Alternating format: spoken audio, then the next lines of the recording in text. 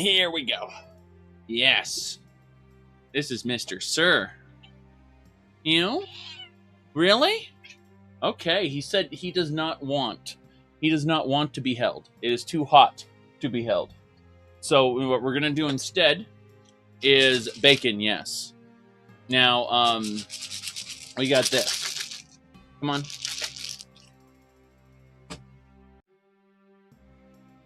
Meow? Really? Okay, he's saying stuff. Now, what we do is we open this up, and then we put one piece of food right there. Come on. Okay. We got our cat. We got our food. Not my cat. Well, you knocked it off. What did you do? What'd you do? You knocked it off. It's gone. It's gone. You'll never get it again. You knocked it right into the trash can. It fell directly into the trash can. You're never getting that. You can have this. Yes.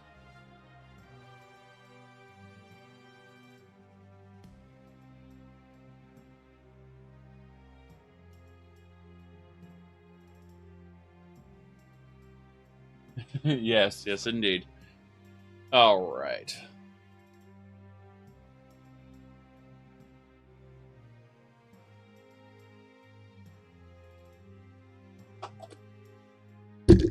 Oops. There we go.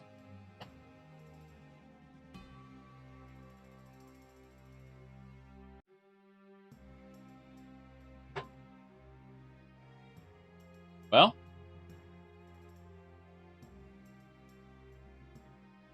Okay. I see. I see.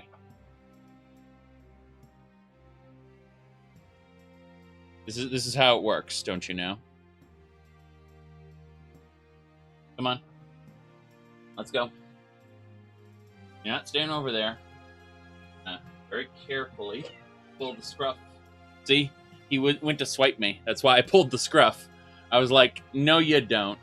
No, you don't. I know what you're doing. Yeah. All right.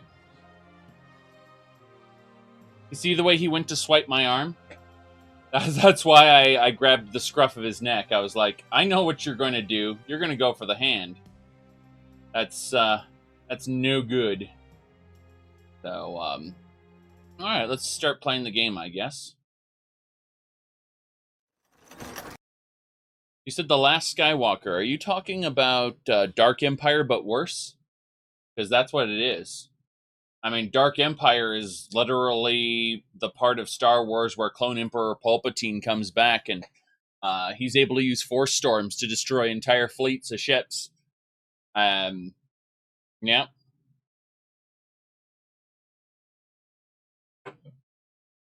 All right. We are home.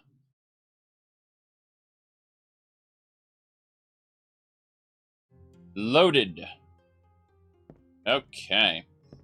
So we are here. Gonna have a chat with the Sad Cat meme. Looks like we have a decent amount of alchemy ingredients. The question is... I'm just double checking to see how... No, we are absolutely carrying too many. So we're gonna start grabbing alchemy ingredients from our... We're gonna put other stuff in our wagon. We're gonna grab alchemy ingredients out of it. And we're going to start putting them away in our storage, basically. So we're just putting everything away right now. That could weigh us down. And then we'll grab specific ingredients out and begin processing them in our various locations.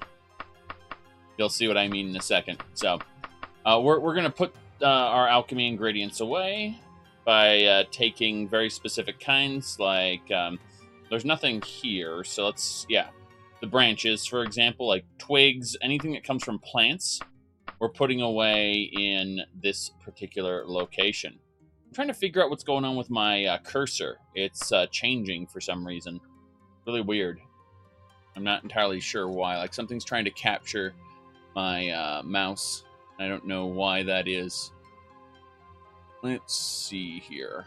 As I'm rapidly clicking. Yeah, you can see it. The cursor changes back just for a second. I'm trying to figure out why. Like, what's causing this? Joystick, you think? Yes! Yes, joystick! Joystick! Oh boy, hold on. Oh, this is the ideal way to play Daggerfall.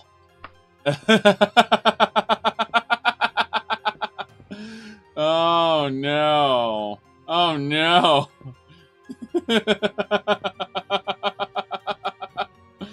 We run over here. We can go ahead and take the screenshot there because that best represents the house, I think. This screenshot there. But seriously, where the hell are we going to go next? I mean, I was thinking we've already done quests for the nobility. Like, we are honored in this kingdom, which is, you have to understand, you start at common citizen, then you're respected, and then there's something between respected and honored, and then there's honored. It's like, admired. So respected, admired, and then honored. So I'm kind of high up there in this kingdom, which is funny because I'm pawn scum in the next one. So let's go over to the kingdom where we're pawn scum. Actually, let's go revisit that place. This has been a while, and I want to see what's going on. No main quest for us right now. We're overheating at the moment, so we're going to go ahead and throw on our travel gear, which means short skirts for days. Yes. Honored is the highest tier? Probably not. I imagine there's like exalted or something. I don't know. Hey, you have to understand that there's a numerical value between -100 and +100, and that's what your reputation is at. And every so often, it will change the name based on that. Okay, so it is a hot day. Yeah, it's a hot day in the desert. That's unfortunate. Do we have... Yeah, all our food's in the wagon, but we need water skins. Yeah, so we got 3 water skins. Get 2 ration packs. Actually, you know what? Let's grab 1 more water skin, and then 3 ration packs, and then we got all our fish. Our fish are important. Our oranges are important as well. That's good. Now we're good on food. So let's have a fish. Let's have an orange. And let's head on out. So we are going to head over to the next region by way of... we're not going to this nest. This nest is filled with Daedra. It's a bad place. We're going to go over to this town here, which is near the border. And when we cross the border, we will be hated in that kingdom. I know we will. Because they don't think highly of us. Put it like that. Let me see here. Ooh. Something.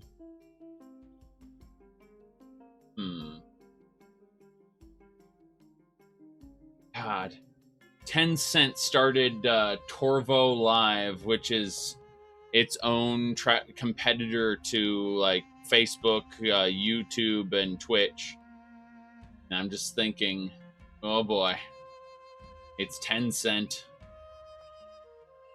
Just think of all the things could go horribly wrong.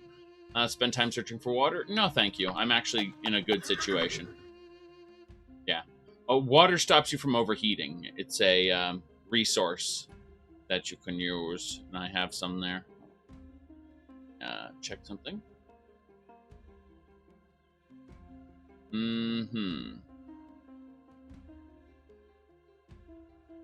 Gonna add a couple more things on our way over.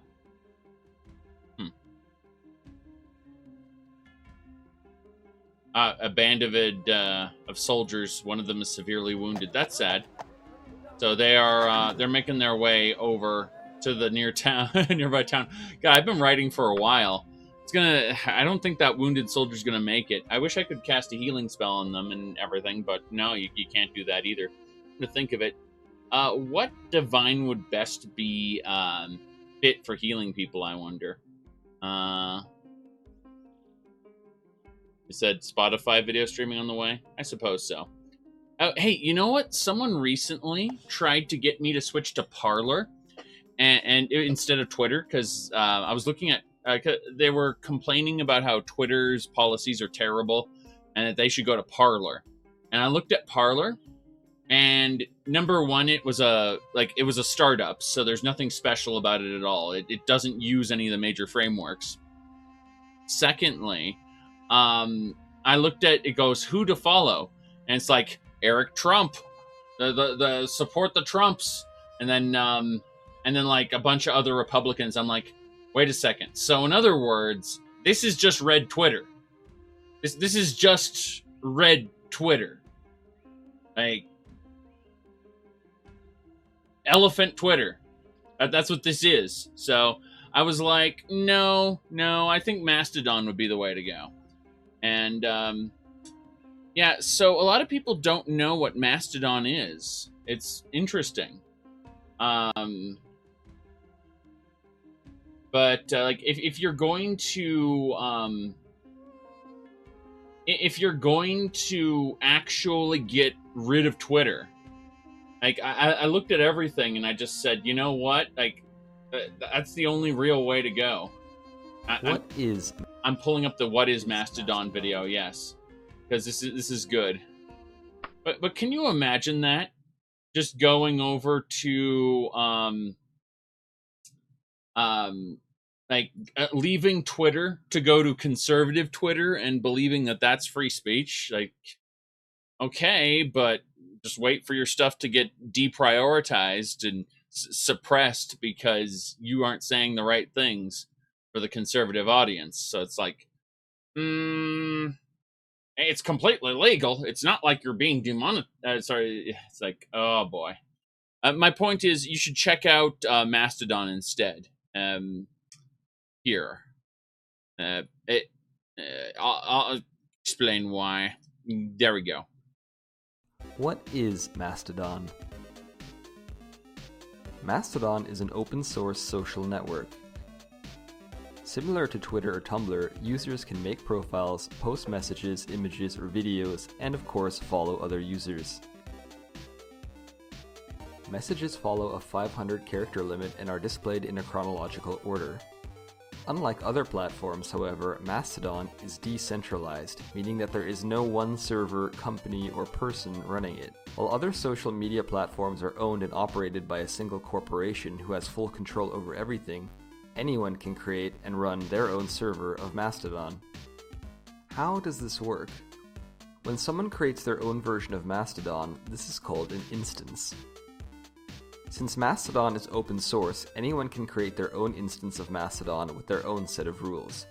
Because of this, all instances are owned, operated, and moderated by the community that creates them, and not some large corporation which tracks your data to sell to advertisers. In most cases, Mastodon instances are crowdfunded, not financed.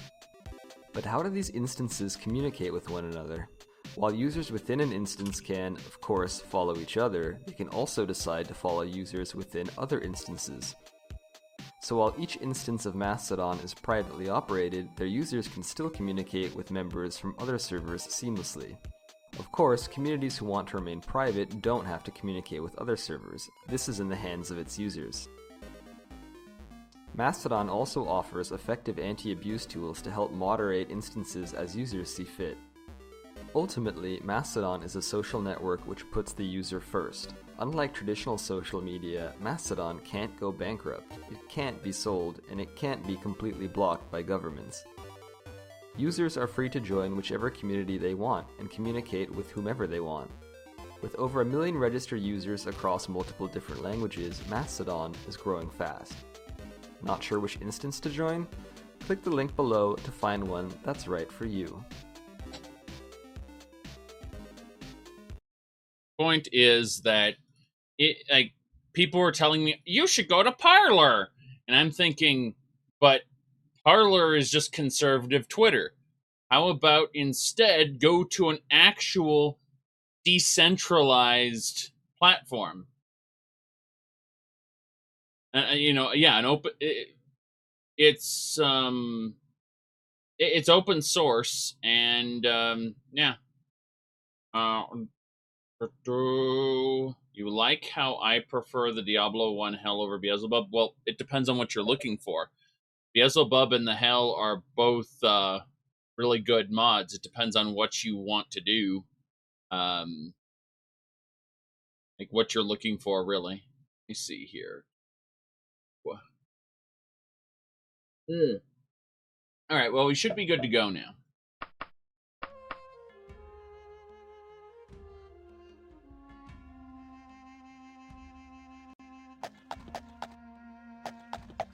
Yeah, Gab has moved to Mastodon, actually. Just kind of funny. Because now they're a somewhat more legitimate platform. That's amusing. Yeah, Khan was the one who mentioned that Gab moved to Mastodon. And I was like, really? So I looked into it, and I'm like, yeah, they're somewhat legitimate now. Okay. Let me see here. What do we have? Yeah, you know, the hypocrisy engine, Gab. Alright, Order of RK. Let's go into the Order of RK really quick. We should be able to buy some potions and things here. But yeah, Gab used to be its own platform, but they moved to Mastodon. And they're still their own platform. They're just under Mastodon, which is a lot better than the Twitter clone they were using. Alright, let's see here. Gab's creator had a meltdown because of lewds. Yes. Like, how dare you, like, degeneracy, I say. You know, it's just, there's this rampant degeneracy. You just can't, you can't abide that stuff, right? I mean, it's everywhere, and you just, I don't know what to do about it. Okay. So, let's see here.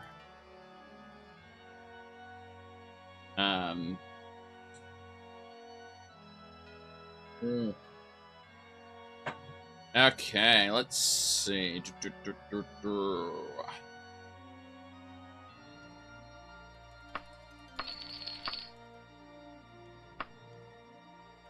Yeah, correct. No, actual neo-Nazis on Gab. That's okay. Nudes, that's degeneracy. LGBT stuff, that's degeneracy.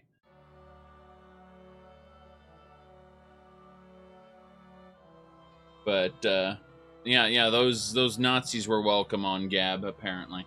Now, what's funny is that now that Gab is part of Mastodon, you can choose to follow people on Gab via your own Mastodon instance or not. You can choose to ignore Gab people entirely if you want. And Gab can choose to ignore you if it wants, which is hilarious.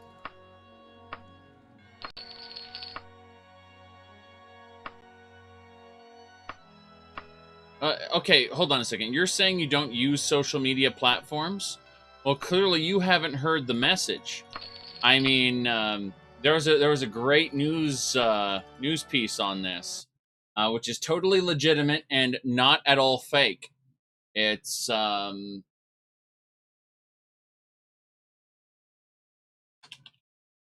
me see here. Here is the absolutely not fake news report. Here we go. I can't launch it. There we go. Perfect.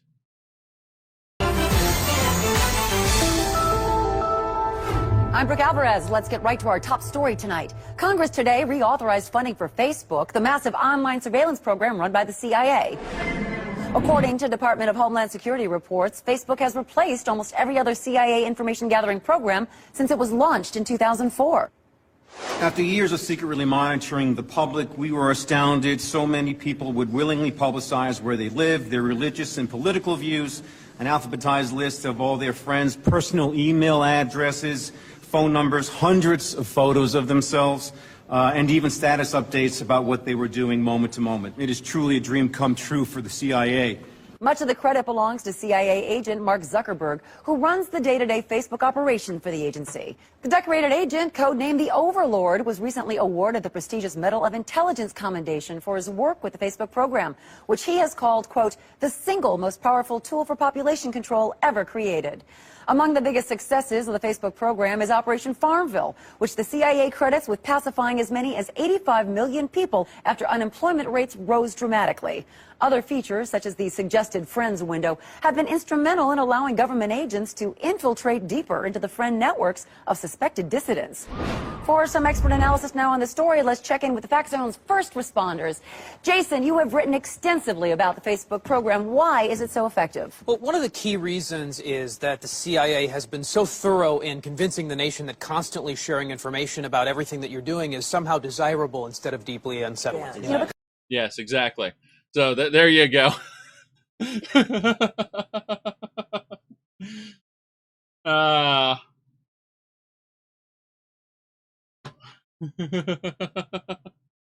All right.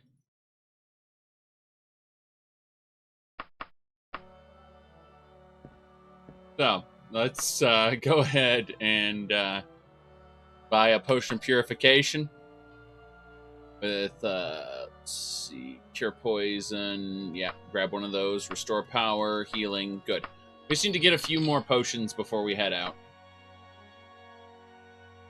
Yes.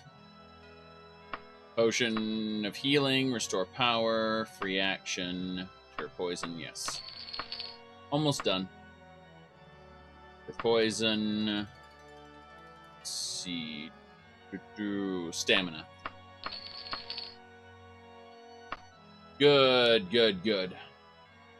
Healing, stamina, heal true, restore power. Excellent. This is what we spend our money on. We spend our money on huge amounts of potions. Heal true, restore power, healing. That looks good. Let's go. Awesome. Alright. Let's head on out. What direction? Yes. Awesome is a terrible word that even I misuse. However, let's see here. What else we got? We're gonna... I guess everything's fine here. We'll buy some oil. Yes, oil. Is there more oil for us? A bandage, at least. That's good. Able to buy bandages in groups, really, like 5 bandages at a time. Reddit is definitely a social network. No question about that. If anything, Reddit is a series of interconnected social networks that, like, every subreddit is kind of its own mini social network under Reddit. The fact that you have to have bots that cross-post stuff proves that they're kind of separated. Even if they share a same user pool. Twitch had some social media features which were mostly removed. For users, it definitely isn't that much anymore. But for creators, it definitely is. Alright, I was going to run back over to Tasso Parrot before I realized I was going to cross the border, which is the whole damn point of what I'm doing. So we're going to head on over to this town. This city here is actually the closest place to the border. Once we head over there, we'll cross ourselves. Look like I have some pretty coin on you. Normally I demand you hand it over, but considering you know our location, I can't let you get away. We'll be taking it off your corpse. Alright, we got enemies. Enemies here. Let's go ahead and get equipped. I think it was,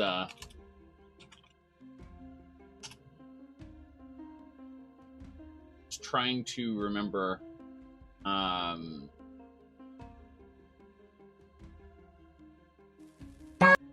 Really, that was something special. Ah, I found the song.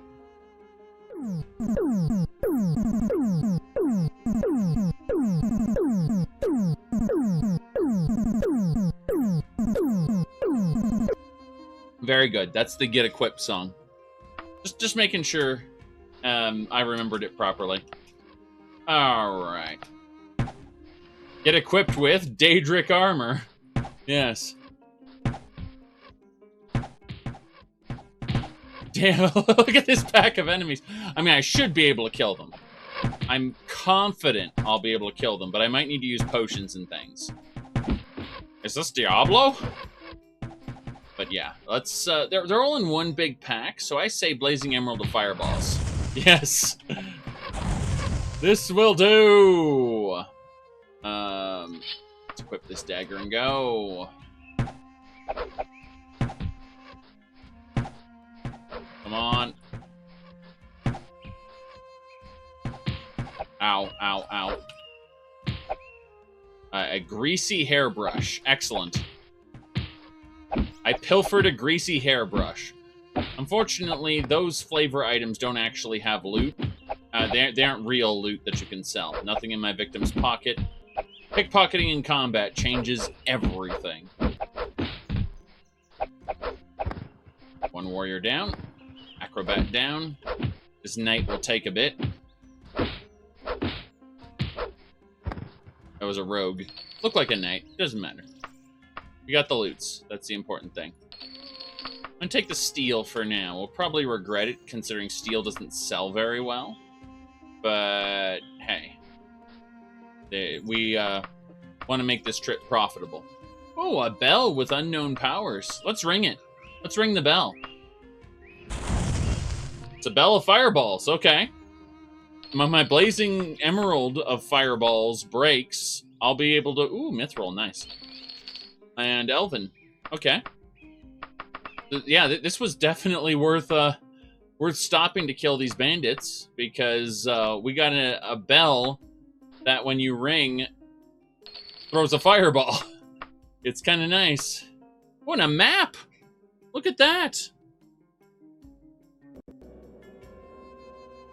Good evening, me lord. Helps to have a map. Helps to have a map. Helps to have a map. Yes, it helps to have a map. This one's to the Luflin Laboratory. What the heck is that? Let's find out where that laboratory is. I'm curious. So, the laboratory is really close by, actually. You know what? Let's go ahead and mount up. And instead of going to that town on the border, let's head over to the laboratory. Go check that place out. It's only 6 hours away. I think we can make it after I eat something. Bread and fish. Let's go. Yes. We're heading to that laboratory. I mean, we found a map. We might as well go check it out. No reason not to. Hell yeah. I'm moving my microphone a little closer, maybe? Just a little bit. I have heavy noise suppression on right now on my microphone, so the quality's a bit lower. And the reason is because I have this fan in the background going constantly. It's a two fan system. It draws air out with the fan further over there, and it pulls air in with this fan closer to me. And it kind of divides at the green screen. So basically on this side of the green screen, the fresh air is coming in. And on the other side of the green screen, the hot air is getting sucked out. But because I need to use a set of fans, that's why I've got noise suppression going on my microphone right now. That's why it's the quality's a bit lower. Anyway, stepped on a branch. Who's there? Looks like we got more bandits. Oh, ball of wax on that one. Okay. Hopefully it's just 3 bandits, looks like. Mm-hmm.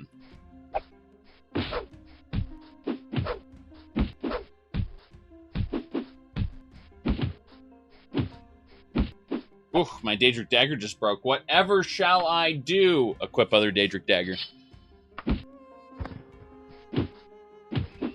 I've been collecting these.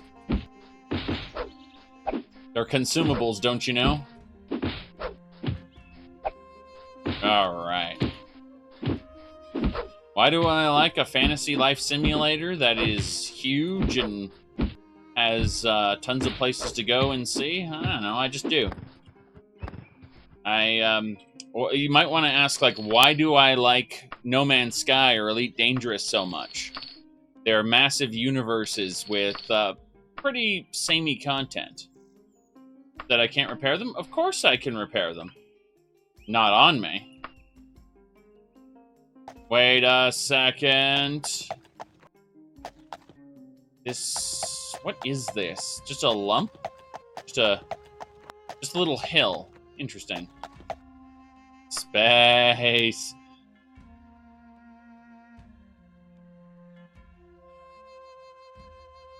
Yeah, I love fantasy.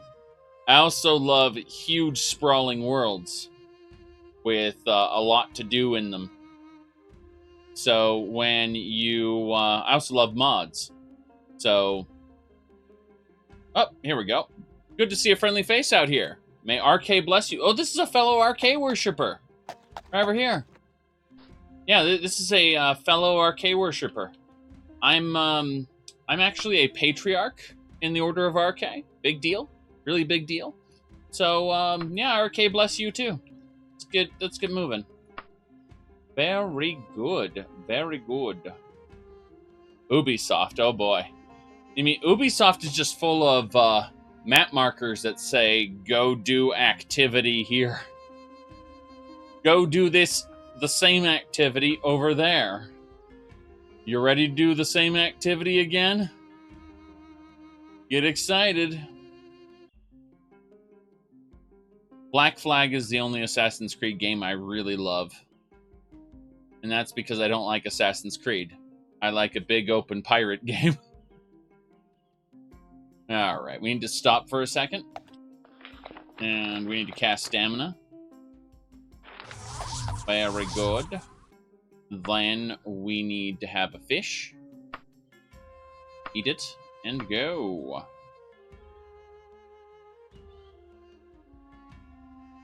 You said tired of activities, go find some variation of tower to climb. No, you don't understand. Climbing the tower... God, we've been... Jumped by bears! Spriggan is commanding the bears, I think. Yes. No big deal. Let's jump.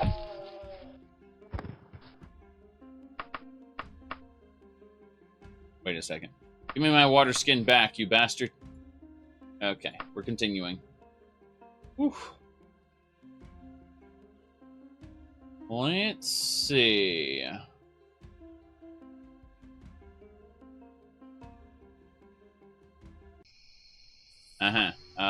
Pacify the Fighters Guild agent with etiquette, and the Fighters Guild agent didn't. There's a Fighters Guild agent that's trying to hunt me down for something, and I'm like, no, your quest is broken. I don't want to talk to you.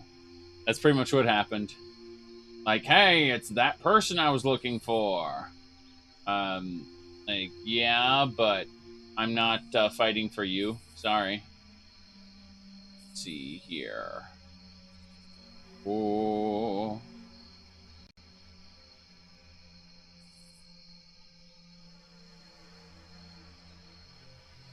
What else is going on? And we're here.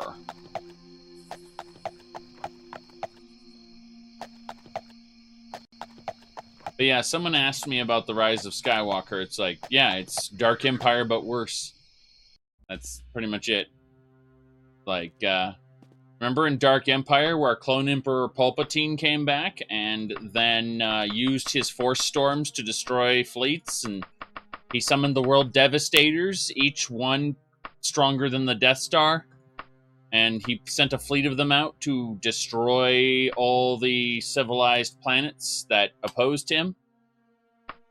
You know, the World Devastators, like, basically what ended up happening is they took every idea from Dark Empire and made it dumber. So instead of Emperor Palpatine being, you know, a clone where his Force ghost travels from clone to clone to clone. They didn't explain it in the movie. Well, they explained it in the novel. Doesn't matter. Novel's irrelevant. Point is that they didn't bother explaining it.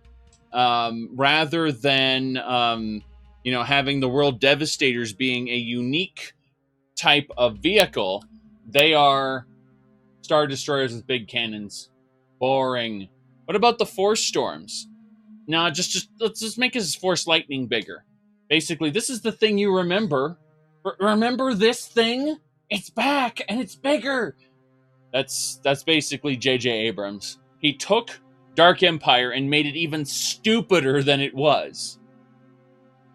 Isn't that great? Okay, so we're checking the laboratory now. We found a map that led to a laboratory, so we're kind of investigating this area. We don't really have a quest to be here. We're just here to kind of figure out what's here, see if there's anything lootable. There probably is. Then again, this whole place might be filled with Daedra Lords, in which case I'll be sad. But I'm going to really quick just make sure I have a decent amount. Okay, I have a decent amount of potions. We're good. Yep.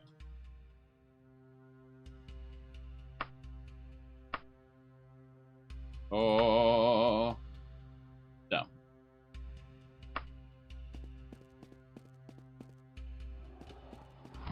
That's a Lich. Here we go. I'm paralyzed. Immediately, the Lich paralyzes me. Okay, what we're going to do something a bit different. We're going to put on this shirt to fight the Lich. That's why we're putting on the shirt. It makes us fast. Unfortunately, it drains the power of the shirt, and the shirt will eventually break permanently. Magical items will just be destroyed. I have to use another healing potion. Come on. Oh, it hurts. It hurts so much. Heal true. We got him. The Lich is destroyed. So yes, we do have a shirt that lets us destroy Liches. And there are Liches in this dungeon, apparently. So this laboratory is filled with Liches. I hear another one. Okay, we need to hit him with silence. Okay, we're good. Got him. All right. Oh god, the fireball. I'm nearly dead. I'm nearly dead.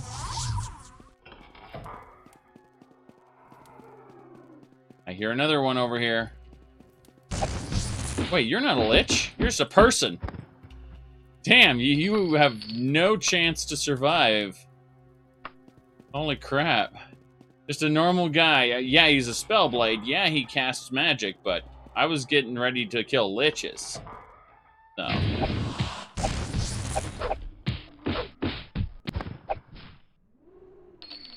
You know what's funny? Clone Emperor Palpatine was defeated the first time in Dark Empire. He comes back again in Dark Empire 2, but he was defeated the first time in Dark Empire by Luke and Leia summoning like the Force ghosts of the past Jedi and basically turning his own Force storm on himself. Does that sound familiar?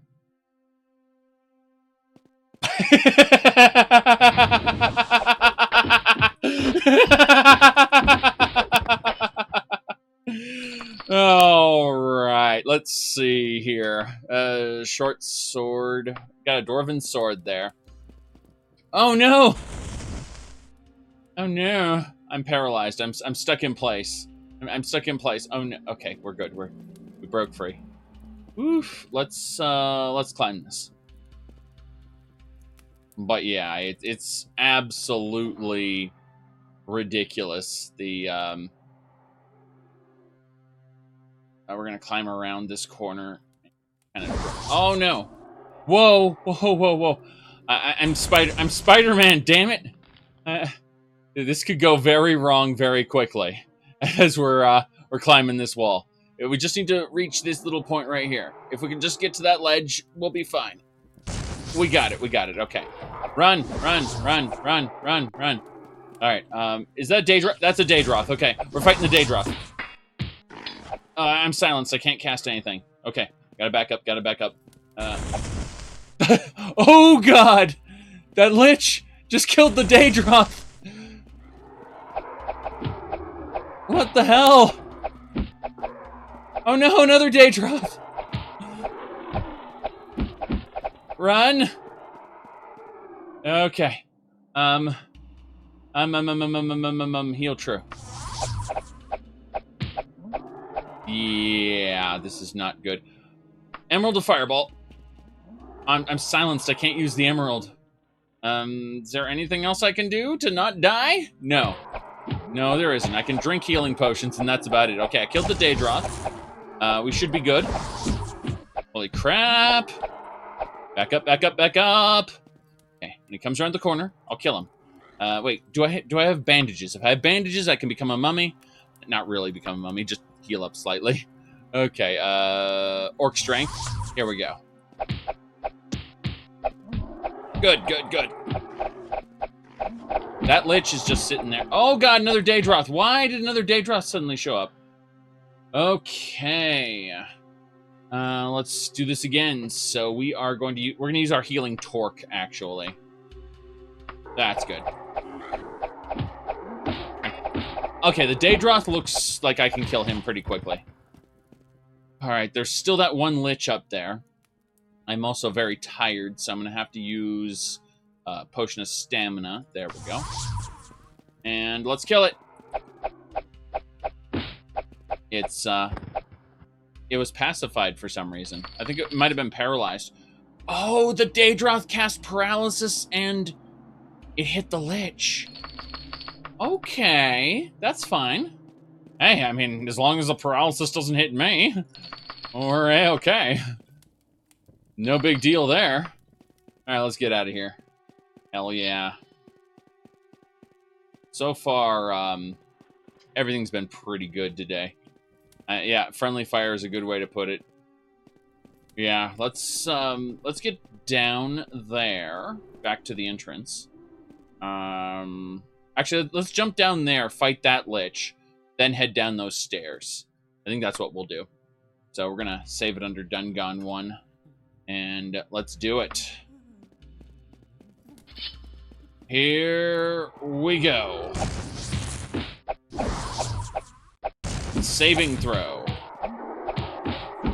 I don't have spell absorption, so... Oh, crap. That's what a heal true's for. I resisted the spell. And unfortunately, there is no absorption here. Hold on, I have to climb down. I'm up here. I head down. I just climb. Oh, hello. There's just a wizard. Oh, God. Paralyzed immediately. Free action. Damn right. Ooh, Origin of the Mages Guild. Some steel. Money. Very good, very good. So we've definitely determined there is good stuff here, actually. Said spell absorbed. Well, that's interesting. Laboratory here. We're going to go ahead and put this stuff away. And then put this stuff away. How much money? God damn, I put away my lantern by accident. Oh, only 5,000? I could have sworn I had more than that, but whatever. Doesn't matter. We're just putting money away. Checking to see if there's anything else I need to grab. I don't think so. Well, this Spalder we're going to put away because it's not necessary. Put away my broken dagger. Let's look for Daedric daggers. Yeah, we got a new one we can just have in reserve because this one's already at used conditions, basically 50%. So this one is new and we can just throw that one on afterward. Again, we have no particular quest in this dungeon. We are just looking for stuff. And that's why we bought a lot of potions. We bought a lot of potions. So save it under 0 because that's where we are. We're back to 0. Let's use my lantern so we can see. Really?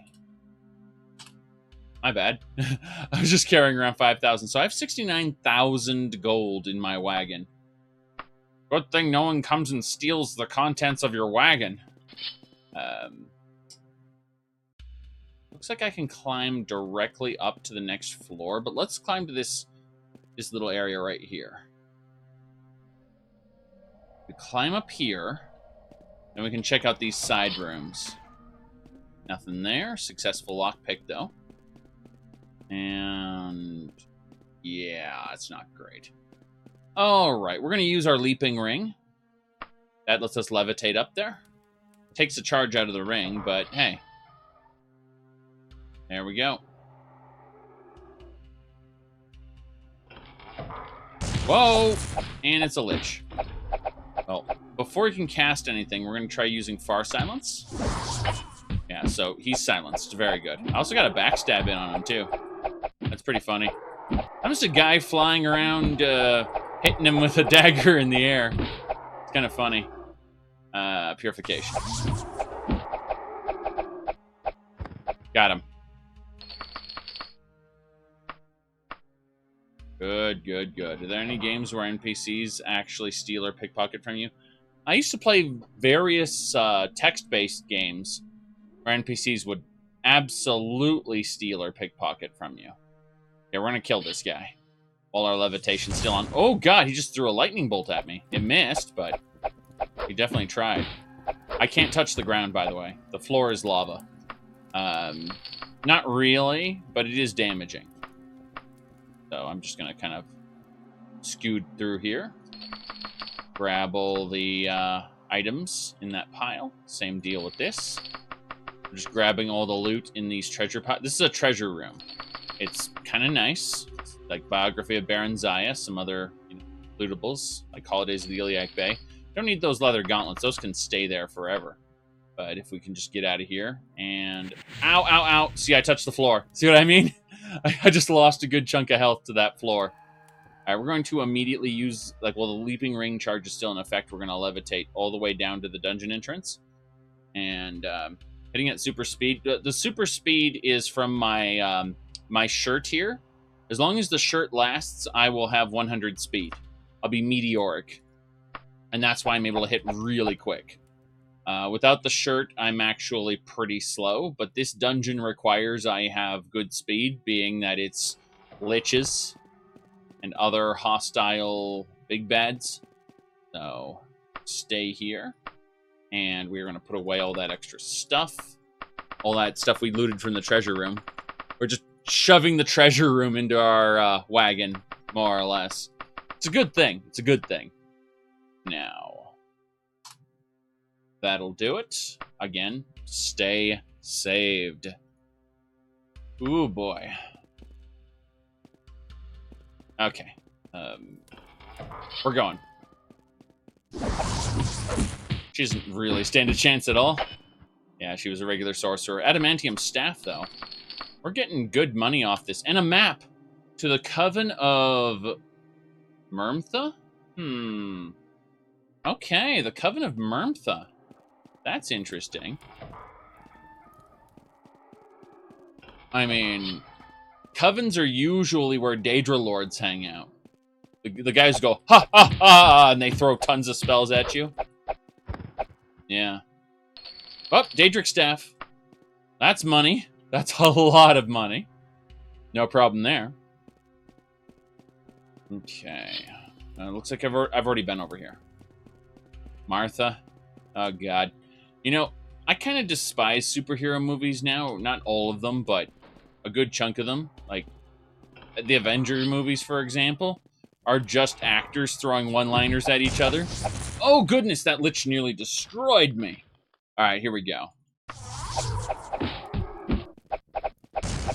They're dumb movies that are fun to watch. But, yes.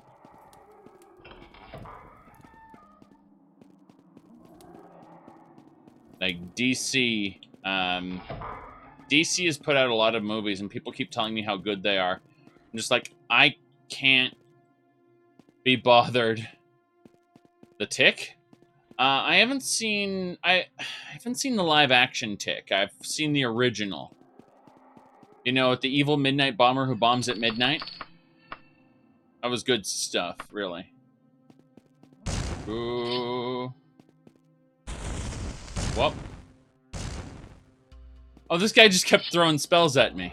I was trying to figure out what was going on here. Okay, this guy's casting way too much. Let's try silencing him. Maybe that worked. Maybe it didn't. He may have resisted it, and we won't have any way of knowing. Come on. We got him. Oh, we're nearly dead. That's great. Let's do purification, please. Thank you.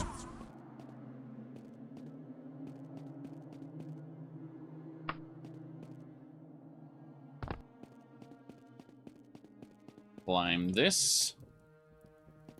Said climb. Your whispers. Pacified a Daedroth using the Daedric skill. Nice. I'm still gonna kill him if I see him. Wait a second. No, not here.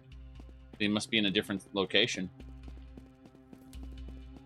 He's in here. There'd be... Yep. Paralyzed. Ho ho ho. All right. Here we go. We need free action, stamina, and orc strength. We got him. Thankfully, we pacified that Daedroth. Yes.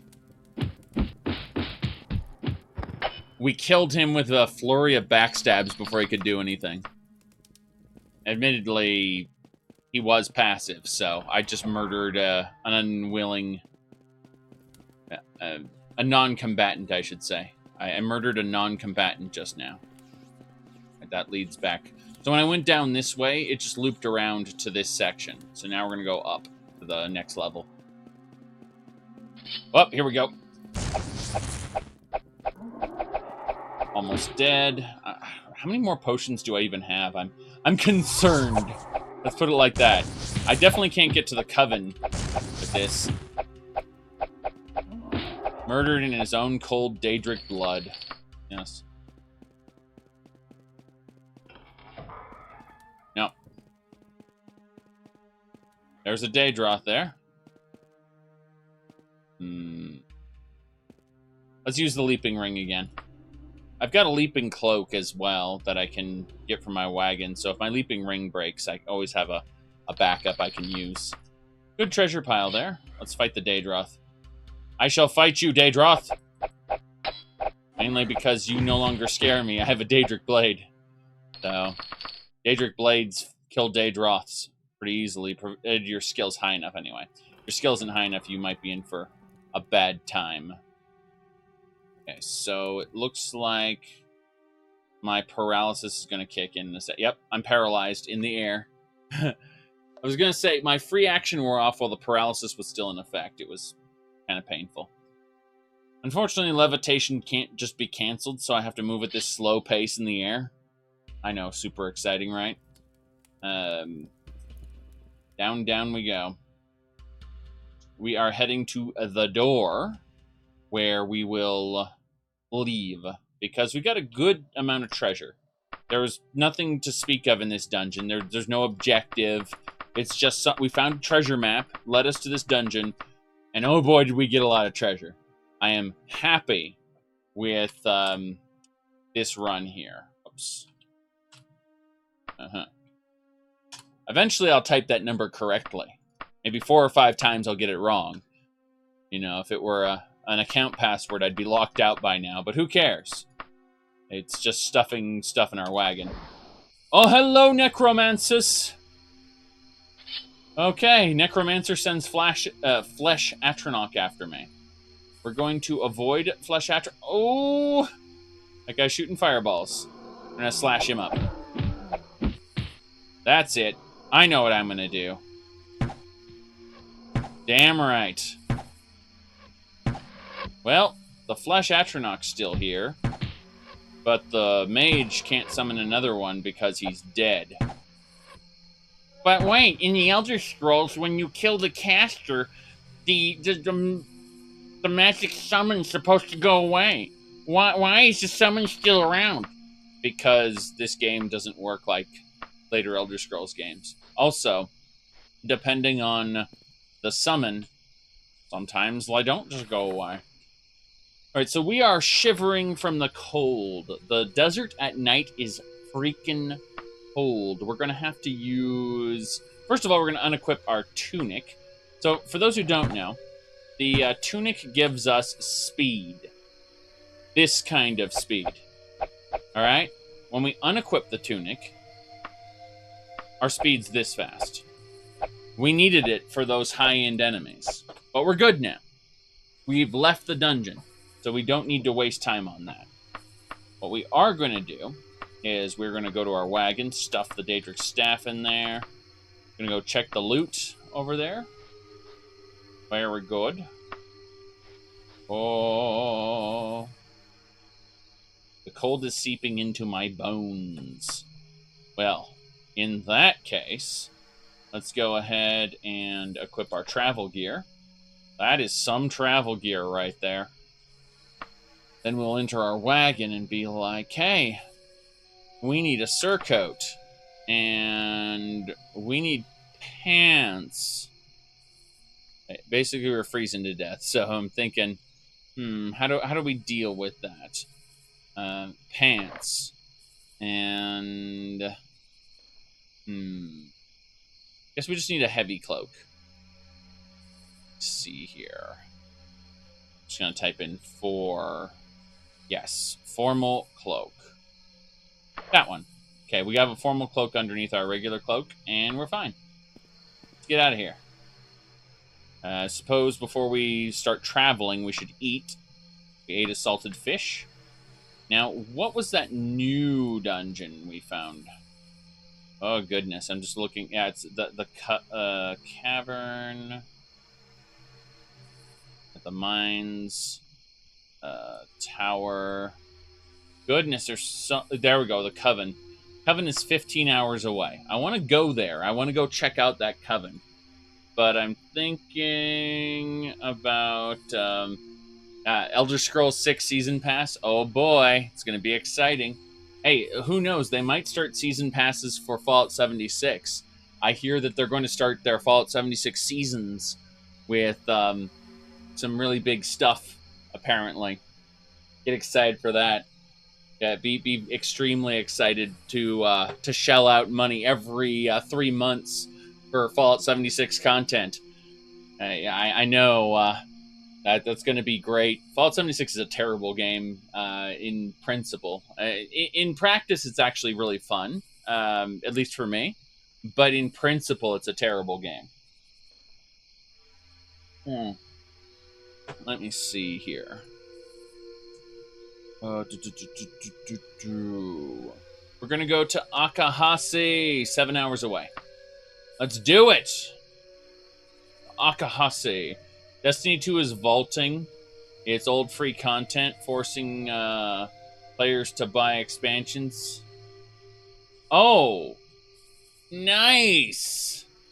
We got bandits. I'll mount your head on my wall. Well. Okay, then. Bandits it is. Bandits and bears! The bandits have trained bears! What's going on? No! So, here's the deal. I don't play Destiny 2. And I played Destiny 1. I thought, hey, that was kind of cool.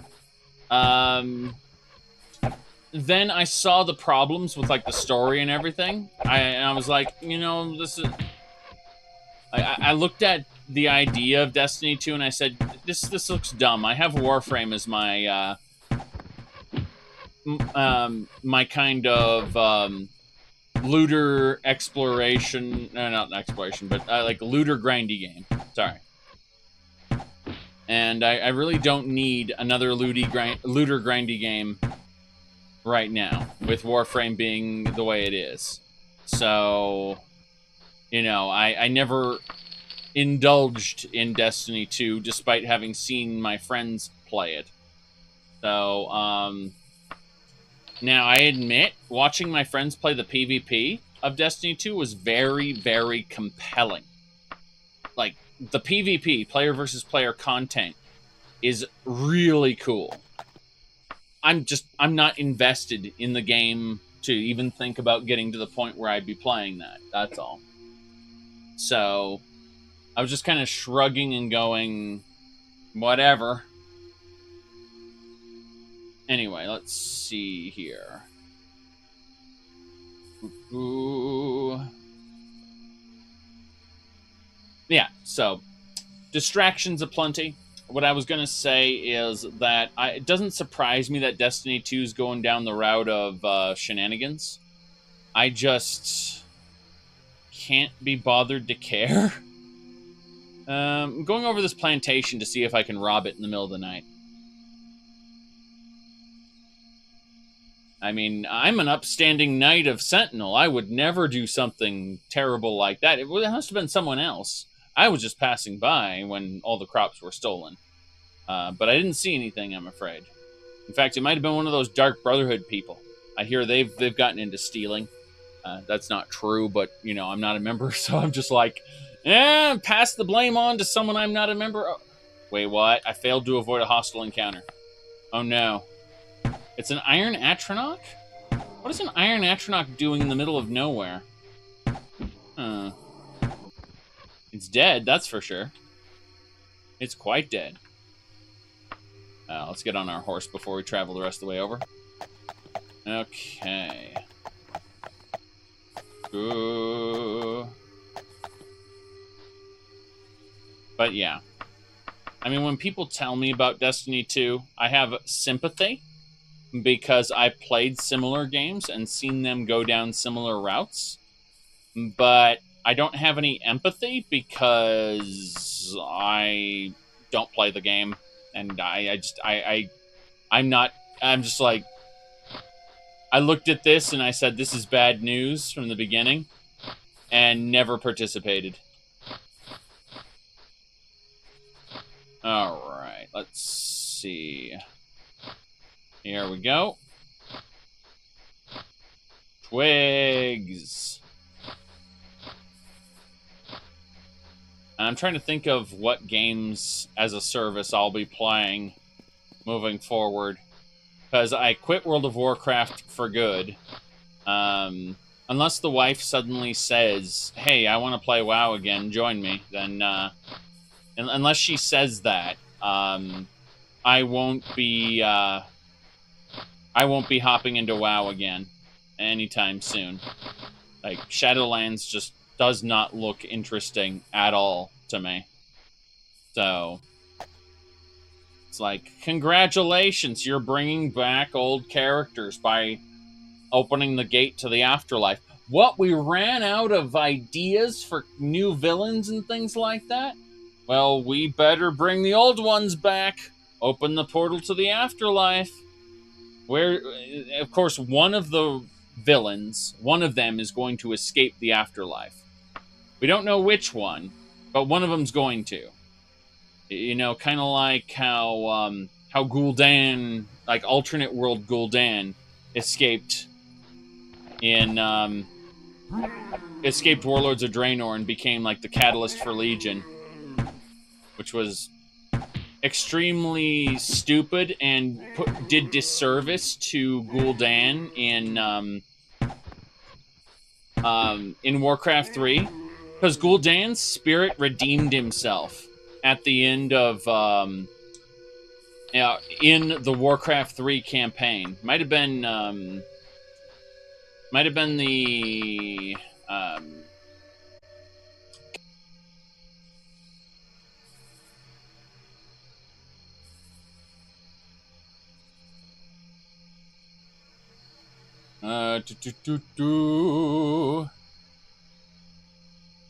Well, I mean, you have to understand that the concept, not the execution, but the concept of Wrath of the Lich King's ending was a really good story arc, like fulfilling itself. where you had the failed hero, Bolvar Fordragon, who redeemed himself from his failure by becoming the new jailer of the damned. And he said, leave this place and never return. Basically telling the players, hey, Wrath of the Lich King's over. It's time to go play a new expansion. That's basically what they said, but they put it into the story as something that was meaningful. And then they just bring Sylvanas back to crap all over it. At which point I looked at this and I'm like, okay, so you destroyed the finality you had in that previous ending.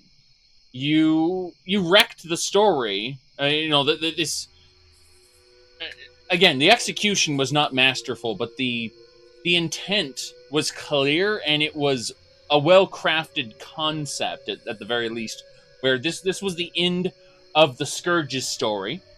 Now it's time for new stories to happen. Well, they ran out of good ideas, so they came back, they crapped all over the Wrath of the Lich King story ending, and then opened up a portal to the afterlife so they could pull all the old villains back. Because, they ran out of ideas. And whether they actually bring the old villains back or not doesn't matter. You demystify the afterlife, at which point there's absolutely nothing. There's no point to any of this anymore. You've destroyed all the stakes. Well, actually, if they die in the afterlife, they become nothing, or they go to the super afterlife. I don't even care which one it is. It's Julian, thanks for subscribing. I appreciate it. RK, protect you indeed. Okay, well, we're going to need to rest. It's 2 a.m. almost. And we're kind of exhausted at this point, so yes. Yeah, I mean, they ruined a really good plot conclusion to what was a previous story thread in Warcraft. All in the service of what? Trying to make a new expansion pack. It's like, okay, well, there are tons of times I say use the old content. There's lots of old content to use, but when you close up a storyline, you wrap it up so well, and then you just destroy it afterward. I don't know what they aren't thinking. It's very clear. And considering all the problems the company's been having in various circles, I'm willing to bet that there's very little communication going on. Remember that the lead writer who did the Wrath of the Lich King era stuff, he's retired now. He's done. So he has no more involvement other than to occasionally voice a character. All right, let's see here. We're going to go ahead and move on to the next area. Yes, we're actually in good condition here. To throw off our second cloak. Holy crap. We are going to die of heat at this point.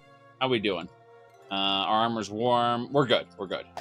I thought I was going to overheat here, but we should be fine.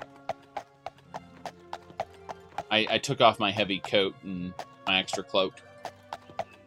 Just have the one cloak to prevent our armor from overheating. Absorbing that sunlight, you know. Okay. The Coven. Let's see, that's Tower Record. The Coven is 13 hours away. I'm not going to do a 13-hour trek all at once. I figure we can head over to... I suppose Akahasi is the closest place there. Cyberpunk 2077 looks interesting. I will probably get it when it comes out, but I'm not really a fan of cyberpunk as a genre. I am a fan of cyberpunk fantasy, aka Shadowrun. Like, I'm a huge fan. I went to the Coven by accident. Where's Akahasi? Akahasi's over there. Okay.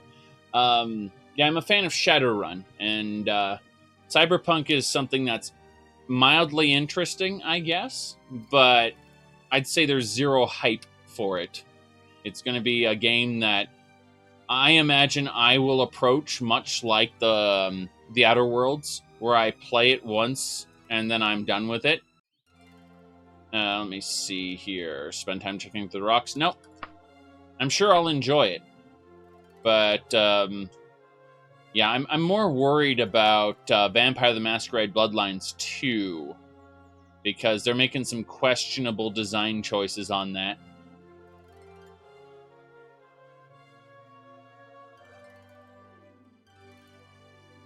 You said you don't know a lot about cyberpunk genre. You hear cyberpunk's devolved from dystopian futuristic setting to fucking neon. Well, I mean, you can have neon everywhere, and still be cyberpunk. But yes, they basically took the superficial elements of the Blade Runner movie and made that all of cyberpunk in theory. But you know, in cyberpunk, the idea is that mega corporations rule, and people are kind of tossed aside. I hope you believe in the afterlife, because you won't be leaving this place alive. Well, Vampire the Masquerade, you have to understand that what they're doing isn't necessarily against the World of Darkness. Like, the World of Darkness, the tabletop setting, does have thin bloods. I just despise playing as one. So the fact that you're going to basically start as a nobody. Yes, I rode an arrow, by the way. I jumped on one of their arrows and rode it backward.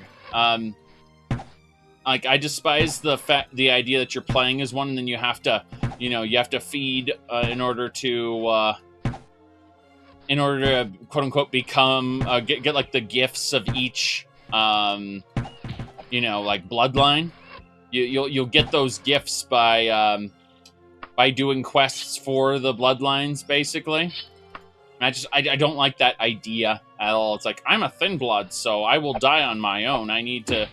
Yeah, I don't like that concept. Again, I'm not a fan of the lock-picking mini-game. They're like, but you can skip it. Maybe you can. Doesn't matter. I'm not a fan of it. Also, I'm not a fan of the... what do you call it? The combat animations where you'll hit a contextual button on someone and your character will will go up and do a cinematic flip behind them and stab them in the back and stuff. Like, it looks over the top and silly, more befitting something like a I don't know, what do you call it? I was gonna say Conan, but no. God damn it! I've been poisoned. I gotta cure the poison. It looks more befitting something along the lines of a like a God of War game or something where you expect over the top cinematic moves to be done, like where Kratos knocks an enemy into the air, grabs him with his chains, and then pulls him over to smack him in the face. Stuff like that. Like, that's the kind of stuff I expect from a God of War game, not from a Vampire the Masquerade game. I expect scary, spooky, somewhat over-the-top stuff, but it's done from a mostly mortal perspective. You're not... I don't know. I feel like it isn't grounded enough, and it just looks out of place and fake, I suppose. That's the best way to put it. EVE Online. I was an Amar Guardian pilot. Had two alt mining accounts that would feed the combat account. And no, EVE is terrible. Spreadsheet simulator in space. Had a lot of good ideas, but they kind of threw away the Incarna content, which I wanted a lot, and now I'm just done with it. Okay. So, all right. Let's see here. Yeah, the company allowed the community's vocal minority to basically bully them into scrapping a huge chunk of content they had worked on. And that content would have given you, like, the ability to own real estate in space stations, be able to actually be able to, like, walk around your ships, be able to land on planets and walk around those. Like, if they had completed the Incarna content like they originally promised, that it would have been a cohesive universe that would have been closer to an actual complete version of Star Citizen than Spreadsheet Simulator in space. Like, it would have been immersive, and it would have given you a lot to do, because you would have all of these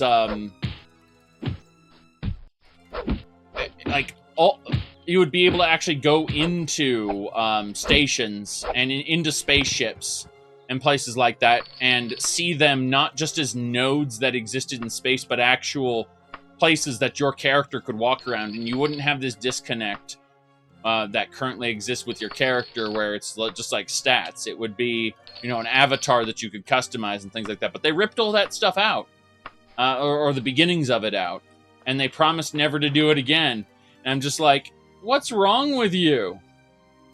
Like, you could have actually competed with Star Citizen. Admittedly, it wouldn't have been, it wouldn't have been to the level Star Citizen is trying to do it. You would still kind of teleport from space to space. You wouldn't, actually climb out of bed into and climb into your ship in real time. You would just kind of teleport into your ship when you used it. Like, that makes sense, because it's not, but it was still competed with Star Citizen, and on a level of immersiveness, and people, it was Star Citizen is not a finished game. In fact, it's barely a game. It's a tech demo, and they could have competed and beat it, basically. So instead, they threw out all the content they made and they were working on, and promised never to do it again. I'm just like, well, okay then. The thing you had that made me hope this game was going to get, better, just kind of is gone now. So I guess I'm leaving your Spreadsheet Simulator in space. No, I participated in a few big battles as an Amar Guardian. And I enjoyed it. That's all there is to it. Let me buy some bread, some meat. There we go. No. Dust was a social experiment. They refused to port it to PC. Yes. Dust was a social experiment. They wanted to see how the two communities interacted. It was never really, something they committed to. All right. I'm gonna go ahead and I want to check what type this is. That's fine. You like playing Dust? Yeah, well, my, now, people are talking about space legs. That's a terrible term, and anyone who uses it should feel sad. Just like, well, what about elite feet? You should also feel sad. Both of you. But walking around in Elite Dangerous looks kind of fancy. I just suspect they're going to make like a stupid little lobby in each space station. And, then you'll walk around on planets and do objectives just like you do objectives with the Space Rover. I don't expect the Elite Dangerous walking around to be extremely immersive or like groundbreaking. But it'll probably be fun. Like the rover's fun. But I don't expect any more than a different form of rover content. I really don't. if they bring an FPS mode, I'll play it. Like where people start fighting each other with guns, and I don't know. Like I look from Overwatch to Titanfall 2 to Unreal Tournament 2004, my favorite FPS of all time, ZG Doom, Xandronum, and Quake. This is FUS Quake. I don't know. Doesn't matter. Point is, I play first-person shooters, okay? So if you were to make good content in Elite Dangerous that's first-person shooter-based, I will play it if it's good. And not modern military shooter. I don't like modern military shooters. So, when people talk about Call of Duty, like, yeah, that game was fun. I remember playing Call of Duty. Which one? No, the first one, just Call of Duty. Like, I played it. It was fun. Then you started making other ones, and I stopped caring. So, yes. Yep. Let me see here. Ooh. Subnautica? No, I have Subnautica. I own the game. I've just never played it. I've watched other people play it, and I'm like, this looks fancy. But I kind of want to play...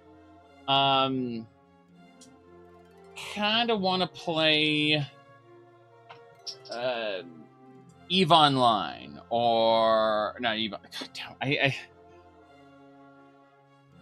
Hold on, I'm blanking on this. God damn it. I'm thinking Elite Dangerous, I'm thinking EVE Online. I want to play No Man's Sky. Like, every time people talk about... every time people talk about the Subnautica, I just think, oh, I want to play some more No Man's Sky. I know they're nothing alike, and one's far more survival orientated. But yeah, it's every time I see people playing Subnautica, I'm just like, I want to play no more No Man's Sky. Yeah. The Forest, eventually maybe. Let's see here. Yeah, Medal of Honor. I agree. I enjoyed Medal of Honor. Let me see here. Okay, so we're done with this town. I'm trying to figure out where we're going next. Let's head on over... No, this shack is a bad place. Crimson Fawn Inn. We're going to go over to a tavern.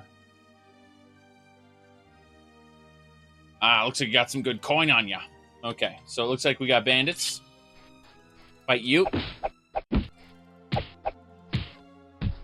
I'm getting between... They're not shooting at me because they're allies between me and them. See, if you keep one of their allies between, they won't shoot. They'll instead walk up and try to get around you. Oh, my Daedric Dagger broke. Whatever shall I do? I have another one. Good.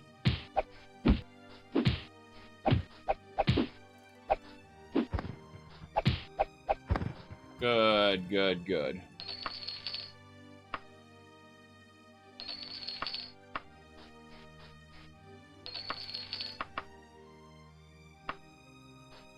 I mean, I've watched other people play it, so it's not like the story is unknown to me. Sorry. Let me see here. I'm going to cast Stamina. And then we're going to have a fish. Perfect. Now then, as I was saying... circling back around to something I was talking about earlier. I really enjoy wow,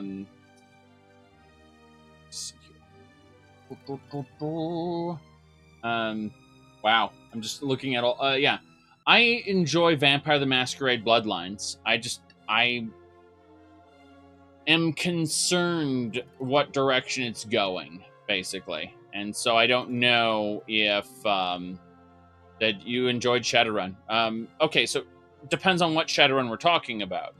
I enjoyed Shadowrun for the Genesis, less the SNES. The SNES is heavily story-driven, and the Genesis game is almost a simulator of the tabletop game. It is a more of a sandbox. It's got a story, but you don't engage in the story at the same rate. The PC Shadowruns are also heavily story based. I mean, they're all right. It's just that, number one, they're turn-based combat, so it's like for a PC game that's kind of a damper. Secondly, the Matrix is kind of weird in those. Like cyberspace is just kind of, it's a different colored grid of the exact same location you're in. Oh boy. I don't know.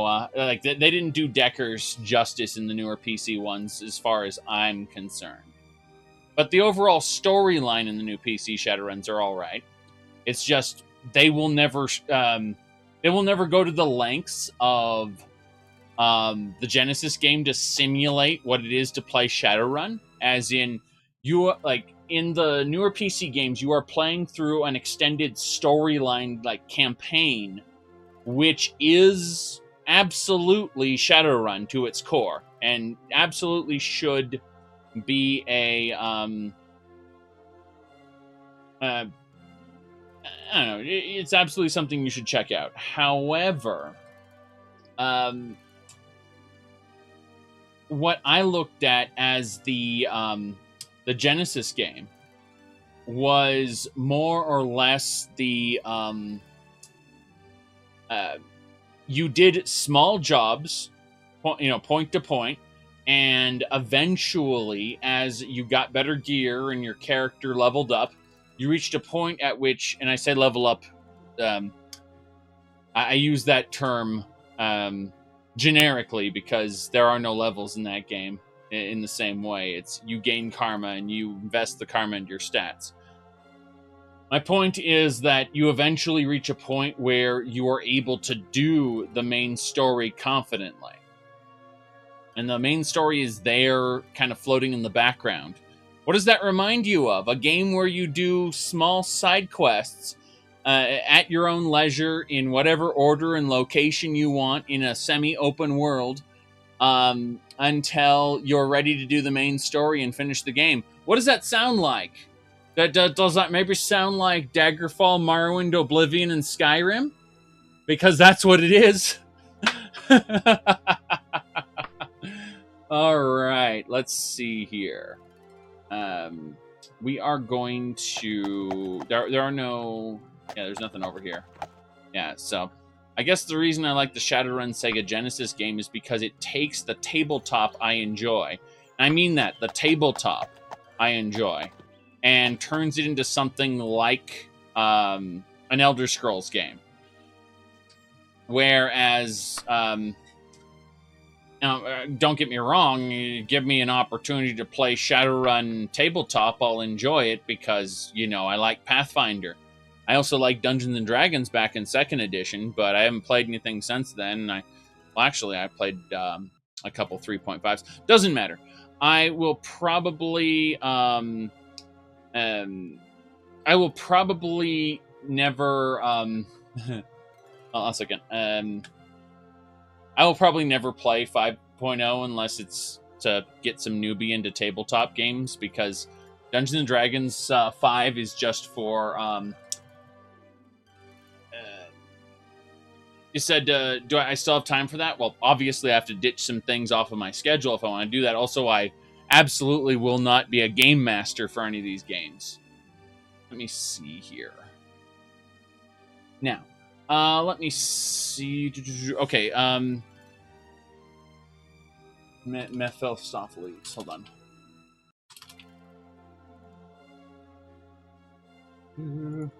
I'm just going to say that Molog, ESO Molog, Molog Ball is just blue Mephistopheles. Yes, I'm just just telling him that because he thinks that a demon in a different RPG looks like red Molog Ball. And I'm just like, ESO Molog Ball is just blue Mephistopheles, so it doesn't matter. You ever considered streaming tabletop RPG sessions? No. I probably would never do that. Number one, because I'm not confident enough to do that. Number two, it would alter my decision-making process if I know people are watching me. Number three, time-consuming. But mostly, it would... no, Fighters Guild agent, go away. Pacify him. Fighters Guild agent's trying to hunt me down, and I'm saying no. Let me see here. As I was saying...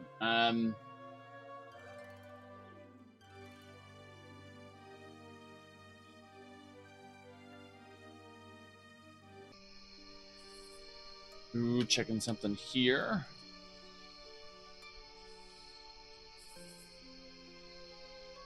Okay. Moving on.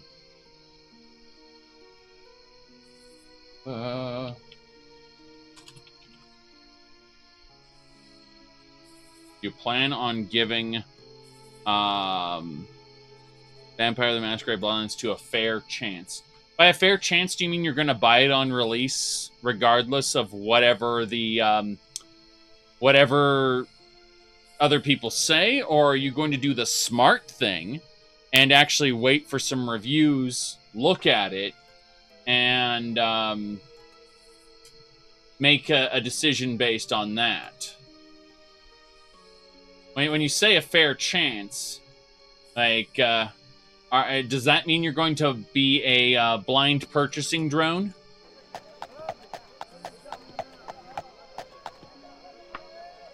All right, we're gonna move on. So, just saying, when you a lot of like you said, the option is fair. Pre-orders and on-release purchases are unfair to the consumer. Yes, obviously. I'm just saying, I get a lot of people who say they'll give something a fair chance, and what that actually means is just consume. That's usually what it boils down to.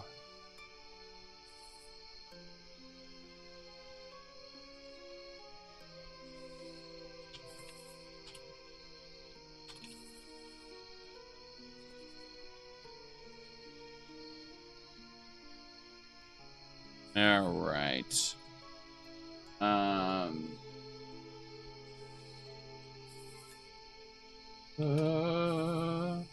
Checking something here. It was... I'm trying to find a...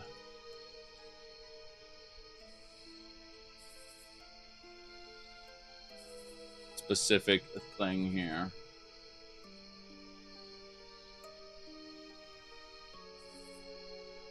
Ah, yes, here it is. Mephistopheles. I'm just grabbing a picture of Mephistopheles for this. Hold on. And now, I'm going to say, ready to see Red Molag Ball, the original, before ESO stole it and made it blue. All right, let's see here. I'm gonna go to my desktop and let's see. I just need to save a picture as, and then desktop, and here we go. So yes, someone was going on about about, oh, is that Molag Ball? Like, fuck off. Fuck off. It's Mephistopheles.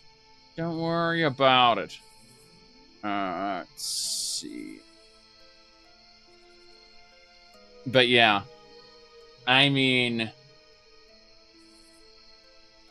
it's like, no creativity at all. I'm just saying, like, ESO has no creativity at all. That's here. I'll post the. I'll show you guys the thread I'm talking about. So it's like this. Here's this. Right? He's like, is that Red Molag Ball? And I showed him Daggerfall's Molag Ball, and then Mephistopheles, which is the original that all this shit is based on. It's just like, Yeah. He started off red, and he's always been red. And he'll never stop being red. It's like, just go away. Just go away. It's, anyone who thinks ESO is original is delusional. Yes. All right. Thank you, Rinslayer, for subscribing. You said it was a copy. Yeah, the latest thing is copy paste to Skyrim. All right. Yes, the Daedric princes can just appear as anything. Exactly.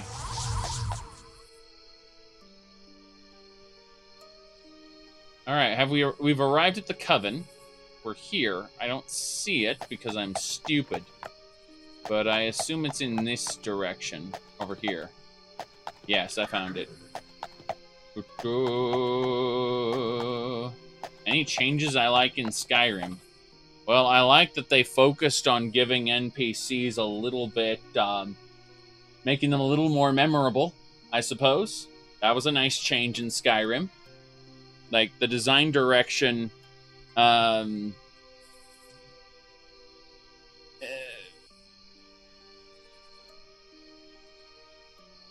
see here.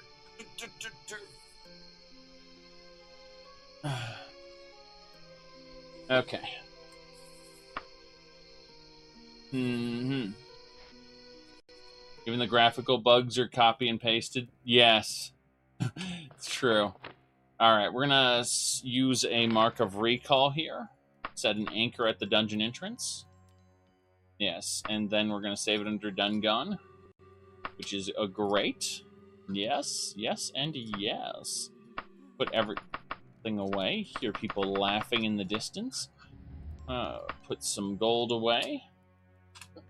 Excellent. We put everything away.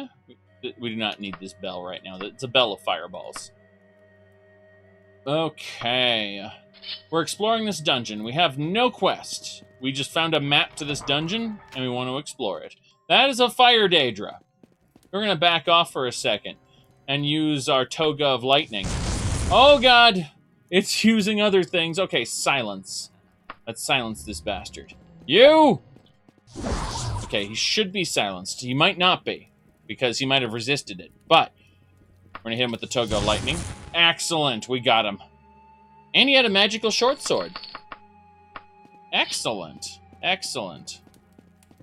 Fire Daedra with a magical short sword. There we go. Yes, I don't take ESO seriously. I poke fun at it. I exaggerate my commentary on it. But I would say the new chapter is as fun as other chapters, and that's just the best. Like, yeah, the storyline in Elsewhere was bad, and the storyline in Skyrim is also bad. Their writing is terrible now and uninspired. And it's not going to get any better, I assume. But I've enjoyed the content of each of their chapters, despite their story being terrible. And I will continue to exaggerate my commentary about how terrible their storylines are, when in reality, it doesn't matter that their storylines are terrible. Daedra Lord! Daedra Lord, Daedra Lord. Okay. Power of Archay! Purge! By the power of Archay, be purged! Be purged! Oh, he's resisting all my stuff. I think I may have silenced him. Yeah, I silenced him successfully. Well, I have the any race, any faction, and I have the Imperial race. Doesn't matter. Let me see here. Okay, we gotta go ahead and use Heal True. Yes, is the writing in Daggerfall... Well, Daggerfall is simplistic, extremely simplistic with its main storyline. Despite the fact that it has 3 main factions that are vying for control of the Iliac Bay, as well as 3 other shadow factions also vying for control of the Iliac Bay, and you have the power to decide the fate of the Iliac Bay, which faction it falls into, based on your actions. It's still very simplistic, even though it is far more complex than any other Elder Scrolls game. It's still, at its core, very simplistic. Very straightforward. Now, all of the flavor text, and here's the thing. The flavor text is different, okay? So, the different in-game books were written by community members as well as developers. Like, one of the developers wrote a good portion of the books, but then he also took community submissions from a group he called the Council of Wisdom. This was back in Elder Scrolls 2 time, all right? So members of the Council of Wisdom would send him these books, and what he would do is he would edit them. He would, change parts or fix inaccuracies. For the most part, just, correct typos and things like that. And then he would put it in the game. And that's why Daggerfall has, introduced most of the books that you get in the Elder Scrolls. Yeah, Kirkbride wrote more as well. And that ended up in Morrowind. I'm not knocking Kirkbride's contributions. I'm merely saying the reason why the community gets all uppity when you call the canon into question is because in their head, in their minds, all those community members who contributed created an open space.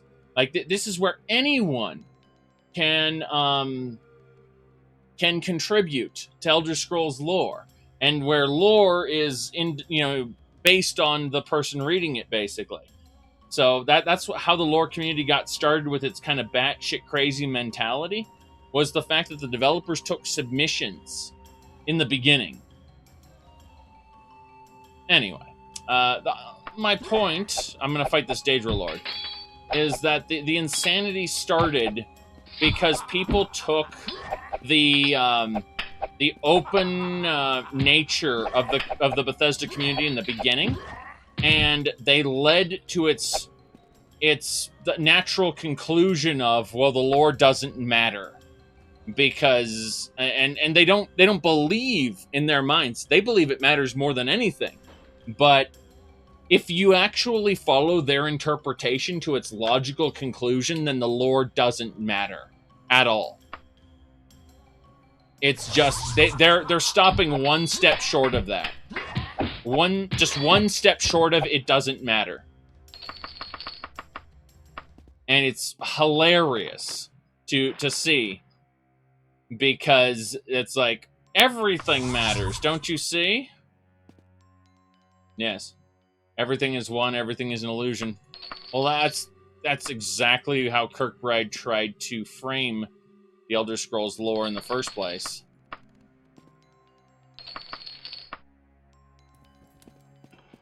When it came to later content there.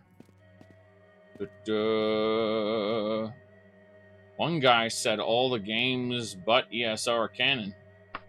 Yeah. One guy definitely did say that. I remember riling up a lot of people saying that ESO's canoninity is up for debate. And that pissed off a lot of people. And the reason I said that is because it has a lot of inherent contradictions. with later games. And it's like, well, actually, everything is the unreliable narrator, and that's how we're going to explain everything. So, in other words, nothing matters. Oh, Daedric Seducer got a backstabber.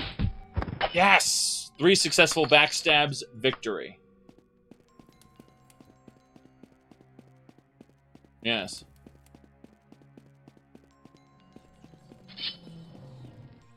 Here we go. I have my shirt that increases my attack speed, by the way. The shirt will break down and go away if I overuse it. But, yep. There we go. God, Fire Daedra and Frost Daedra.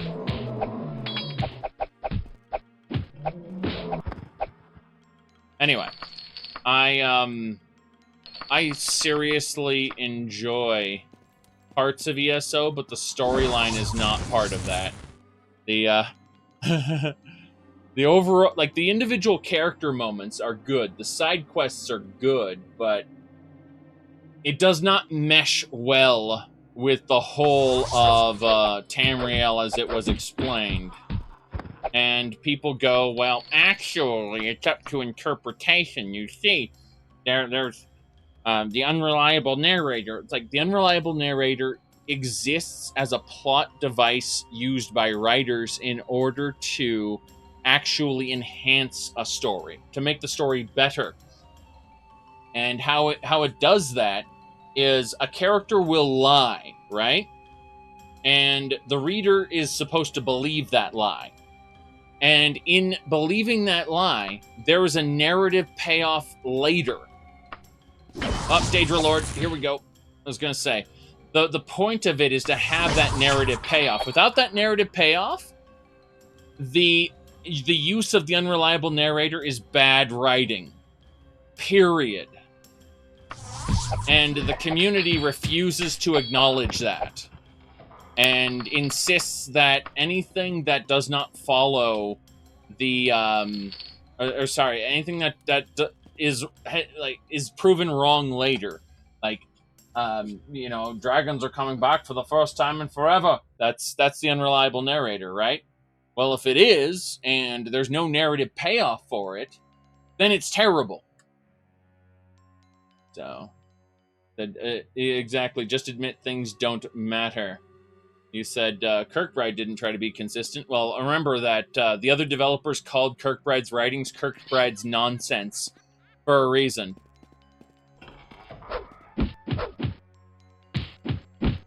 His contributions are undeniable, but how do I put this? None of his content written after he left Bethesda and stopped consulting for them has mattered. Except the ESO's lead writer for a time was Kirkbride's friend. That is no longer the case, mind you. It's now we've got that guy left the company. Still prefer good writing and good gameplay. Exactly. That's the big crutch people lean on, is they'll say, well, I would rather have good gameplay than good story.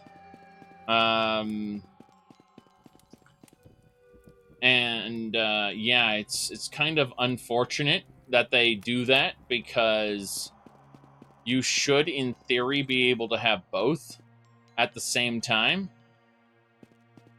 It's just companies toss one out for the other constantly. Kind of embarrassing. Oh well, doesn't matter too much. Let me see here. What else we want to put away? 9,000 gold we picked up. Jeez. Save the game. Yes. Let me see here.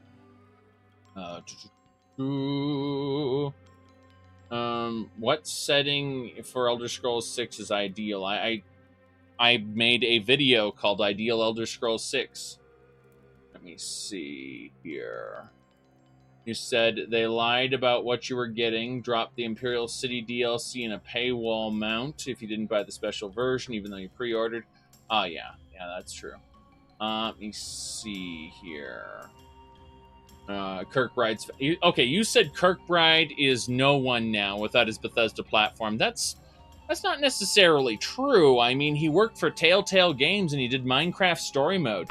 And at the beginning of Minecraft Story Mode, you couldn't tell Kirkbride was there. However, once they start getting into the Nether and stuff like that, my goodness, you can see the Kirkbride. Like, you can definitely see the Kirkbride. And he also proves, by the way, that he can write like a normal person for Telltale Batman, which he also did.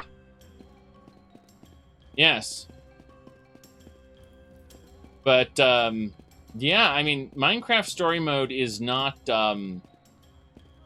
terrible. It's just not, it's a Telltale game. Telltale? Telltale. It doesn't matter. The point is, I'm gonna fight this Daedra Lord. Come on. Oh, it hurts. Come on, come on. Where's the Orc Strength? Orc Strength. Do I have any Orc Strength? Yeah, I have Orc Strength. Good. Bastard! We got him.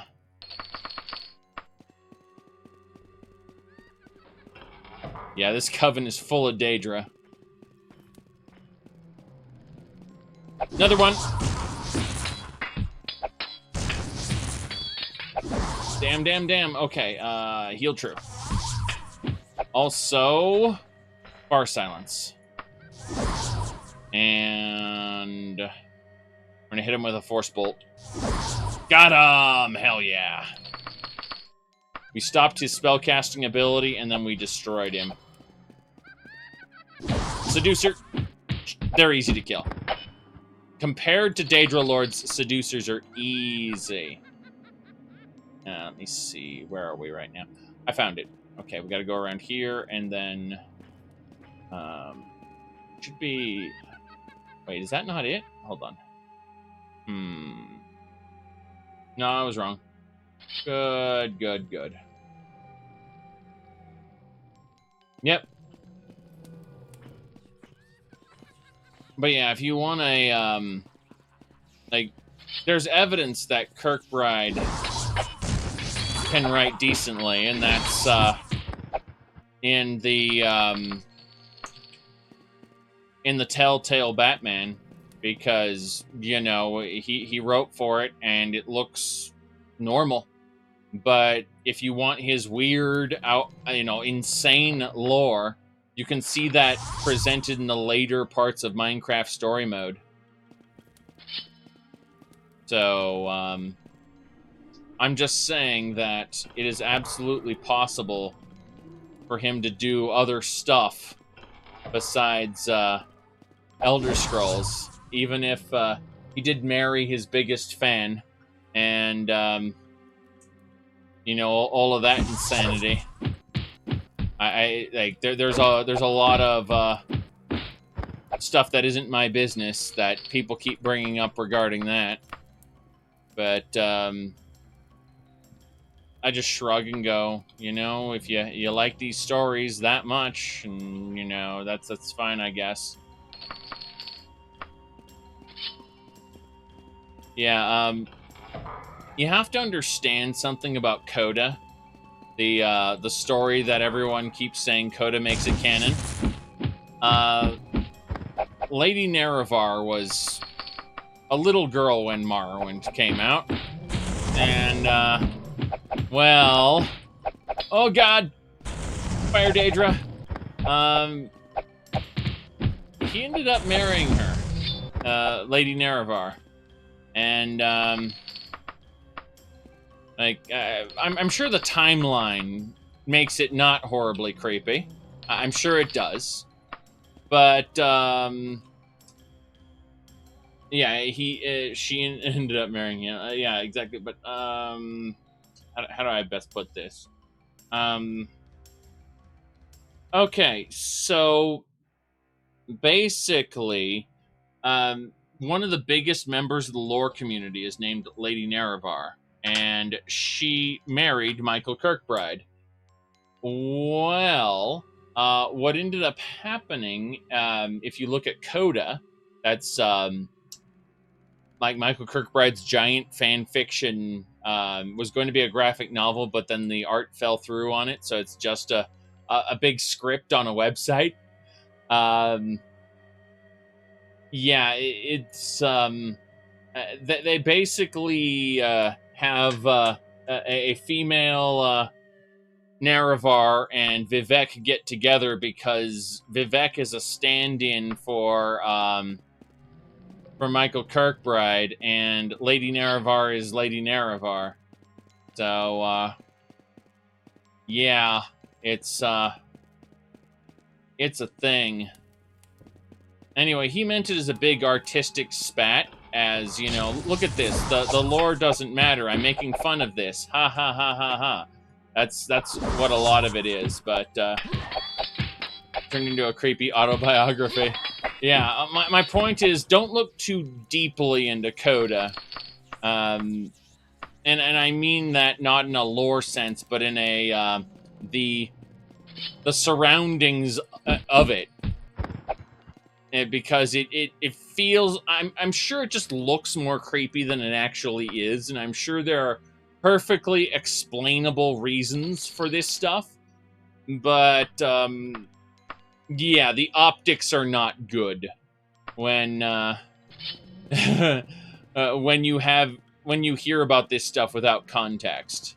So I've never done a deep dive or an investigation into Coda. I'm just telling you what I observe based on what everyone's told me. So yes. Morrowind worked fine because Ken Rolston... Ken Rolston is the one who made it work. He didn't have kind things to say about Todd Howard. And, well, Oblivion more or less proves that true. I mean, Oblivion's a fun game. It's just that the story and the... there's just so much wrong with it that I feel is unfortunate. Okay. I'm gonna figure out if there's... Nah, there's no way. I'm gonna have to teleport back to the dungeon entrance. Teleporto. Todd Howard was never in the mailroom. He was tech support. He was a tech support guy who begged to be let do game development. What did Todd do on Morrowind? Oh, he was a director. He directed people. But beneath him was Ken Rolston, the creative lead. And the creative lead told the creative people what to do. And that's why... You know, having a creative lead between the director, aka Todd Howard, and the creative people, was able to, I believe at least, produce a better product. Alright. Mark of recall, set anchor.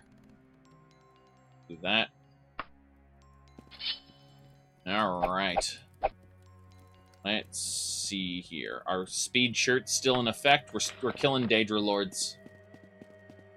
Yeah, Emil's apparently been promoted from lead writer to creative lead. It's exciting. Undeniable access, Jade. Damn right. When I fail to lockpick something, I just use my undeniable access, Jade, to let me in anyway. Okay. Now, the Jade will break eventually. It only has so many uses, but I think those uses are in the hundreds. So, it should be fine. Oh, 9,000. I was wondering, like, why am I at 100 carry capacity? It's because of all that money. So, here we go.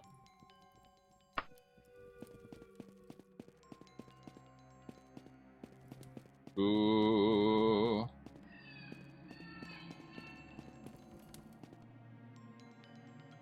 All right.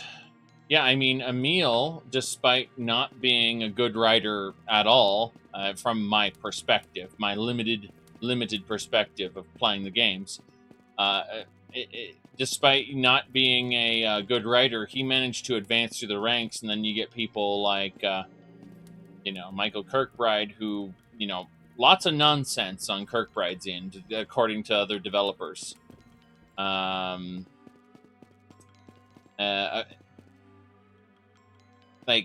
Kirkbride was just kind of tossed out. Like, he was not renewed for anything. I don't know if he left on his own accord or what, but they went ahead and they had him contract for some Oblivion work, and then they licensed one of his things for Skyrim, used a couple of his ideas, and tossed the rest of his ideas out for Skyrim. It was kind of depressing, actually. Now, you wanted to know about Emil. Emil's this guy right here. What's the story with Bethesda stories? How do we make our stories? KISS. Keep it simple, stupid. This is my own personal rule for myself, right? Keep it simple, stupid. What does that mean? When I'm coming up with a story for a game, I like to concentrate on strong central themes. Skyrim. Skyrim is a game about dragons, right? Even in the studio. What is the game about? It's about dragons. But the story is not really about dragons, right? It is about the lone hero. It is much more biblical than a lot of the other stories we've done. It's about the Dragonborn, the Dovahkiin, is much more of a messiah sort of character. Now, you may think to yourself, okay, well, he's being promoted to creative lead, away from writing, right? So someone new can take the lead writer slot. That's what you might be thinking, right? What do you look for when considering a new writer? That's a tricky one. Actually, our designers are our writers. So obviously we look at writing samples. It's another thing where most people who do video games tend to overwrite. We overwrite. Like we write way too much stuff. Most people who play Fallout, I watch them play it. We wrote all this brilliant stuff. And they get to a guy and they're like just jamming the button. Shut up, shut up, shut up, shut up, shut up, shut up, shut up, shut up, shut up, shut up, shut up. Oh, that's who I kill. Thanks. So I think the trickiest thing to do is to write really short things, just to get the information across. But our writer, we don't have anyone who's a sole writer. They're also quest designers, level designers. So if you're looking for that kind of thing, we would look for, like on a quest design, you really have to understand some programming language. We'd look for a quest, like here's what the player does, here's what the characters say, that kind of stuff. There you go. Let me see here. Yes. Always assume your audience is stupid. Basically.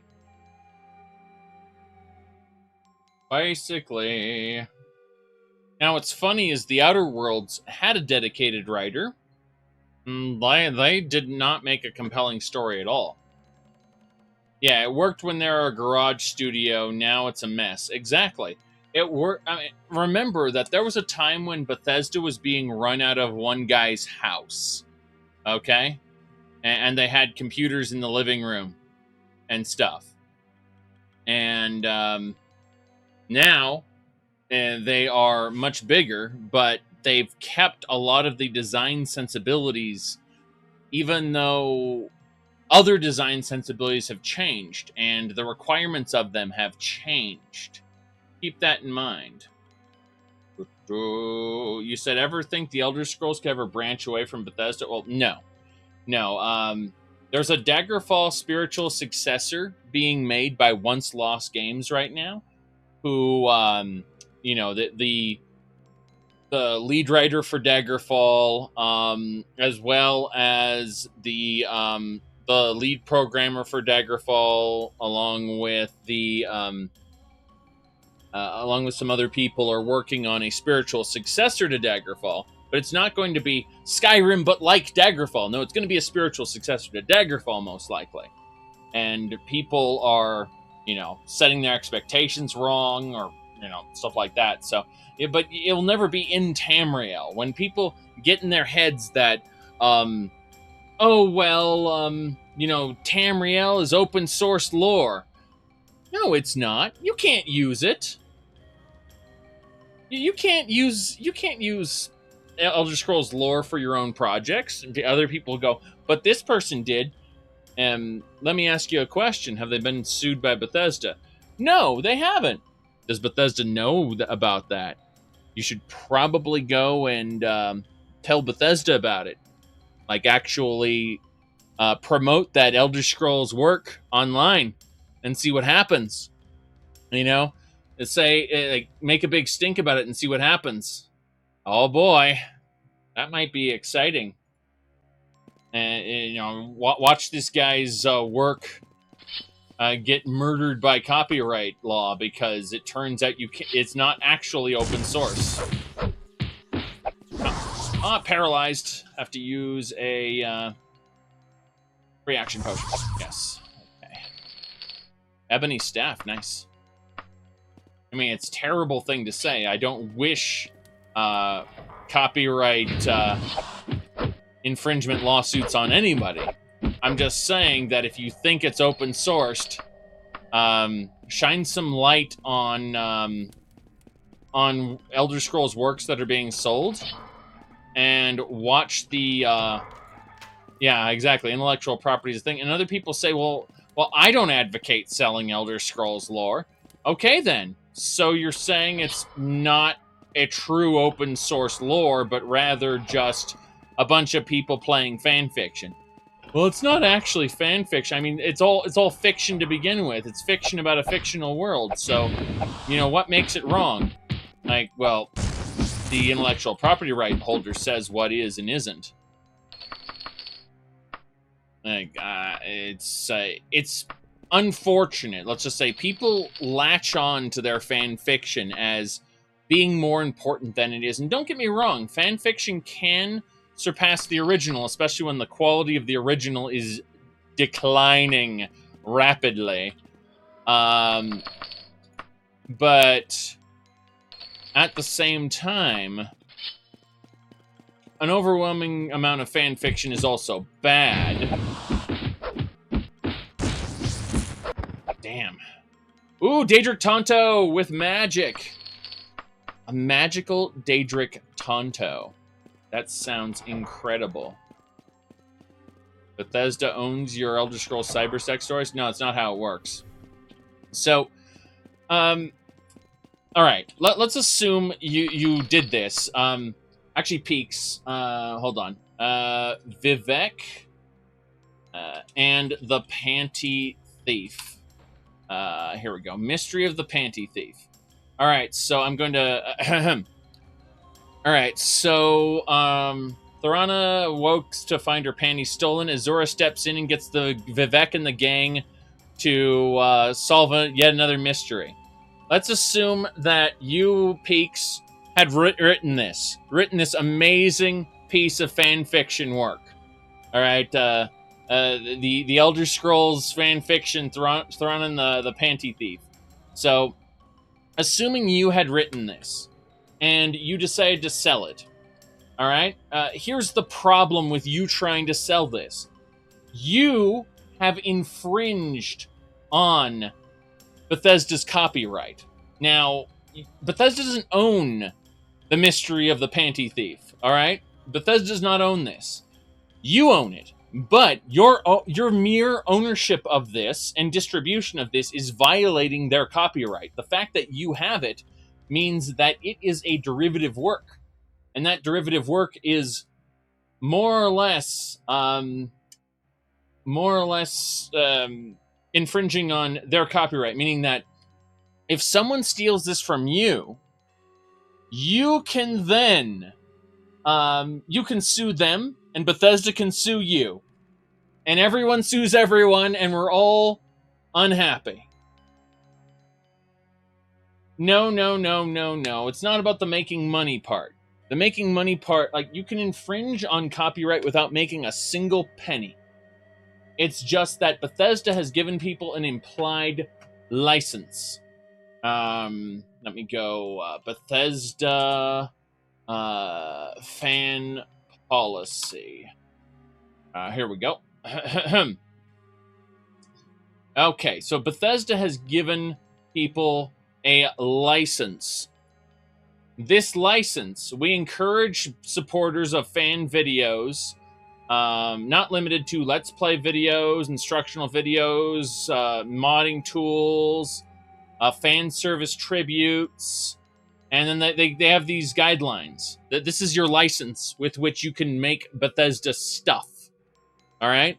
You have to follow those guidelines that include not making money from them. And more importantly, most importantly, in fact, they say right at the damn bottom, and this is the fun part. So, obviously commercializing the content, that includes selling via online. But then the biggest thing is videos we deem need to be removed because, let's be honest, people come up with stuff that has not even occurred to us yet. In other words, they can ask you to get rid of stuff, and based on their own policy, you have to do it. Just because it's stuff that has not occurred to us yet. In other words, it doesn't violate their guidelines, but they just deem it needs to be removed. That's in their license. So you want to make something about the Elder Scrolls, you're using their license to do it. And they can just one day say, we don't like that, take it down. And you have to follow it because you're using their content. Get excited for that. However, my point more than anything is that you still own copyright on your degenerate fan fiction. It's just that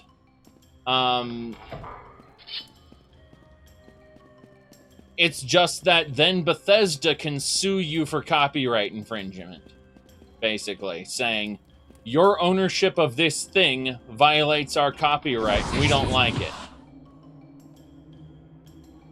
Alright, free action. Got her. She's dead. Oh, and she had Heal True Potion. After knocking off half of my health, she gave me a potion that restores my health. Okay. This is fine. Let's get rid of that steel broadsword. Grab the money.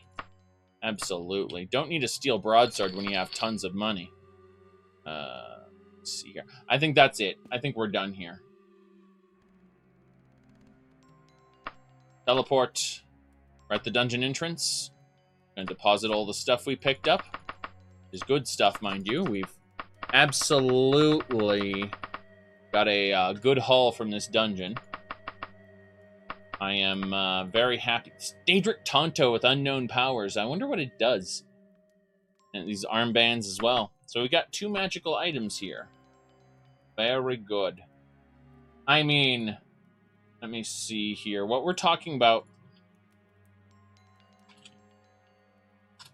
Let me go ahead and do the Wayward Realms video.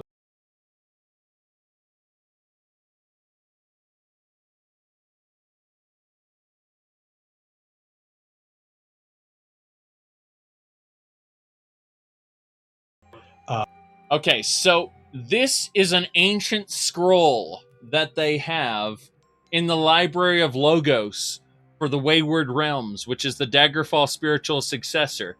This is an ancient scroll, okay? I'm just saying that it might not be an elder scroll, but it's definitely an ancient scroll. Yes, it's, you know how this works, right? We resemble but are legally distinct from the lollipop kill. All right. There we go. Let me see here.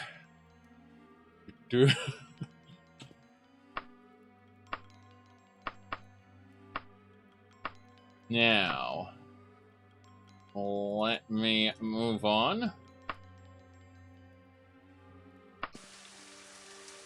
Ooh, here we go. Oh, my cloak's almost new. That's bad. My cloak has taken damage and will not protect me adequately from the rain if it degrades one more level. In other words, I need a new cloak. one that is new. So we're going to equip that, unequip that, unequip my shirt. And we're going to put this almost new cloak in my wagon. That should do it. Yep. Exactly. 2 elder people with a big piece of paper that kind of rolls out. Nothing to see here.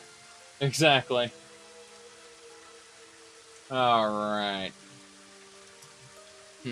Well, we explored this dungeon. I was very happy I did that. But we're going to head over to this town here. It's 5 hours away. Let's eat before we do anything else, though. Have a loaf of bread. And we're chilly, actually. We are starting to freeze because it's nighttime. So we're going to equip our second cloak. Very good. We should be fine now. Second cloak and a surcoat. We should be nice and warm. Yep. Wait a second. Are you guys talking about the... we got harpies to fight. Okay. Oh, here we go. Okay, so we've got a cat. Okay, he's complaining. See? Yep. Okay. Yeah, I understand. Yeah. Whoop. Yes.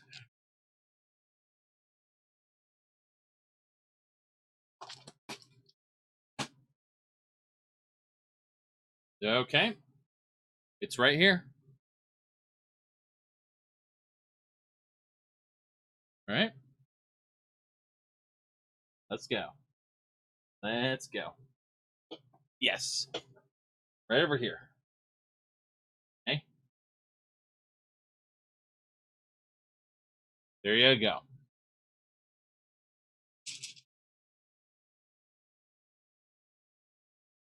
Yes?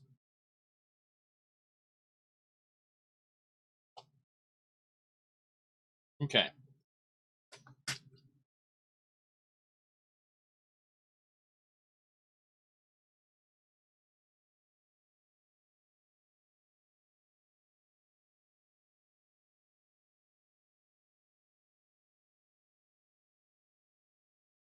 Yeah? Yeah? Ram? Let's go. Yeah. Okay. Ready to go? Let's go. Yeah. Yeah, meow. I know. You're a meowy rowy little monster. Meowy rowy little monster. Okay.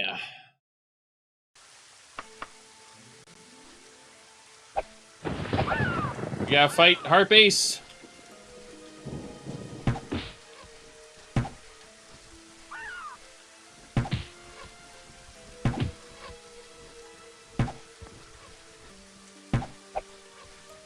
Well, nobody wants harpies, that's for sure. They're dead.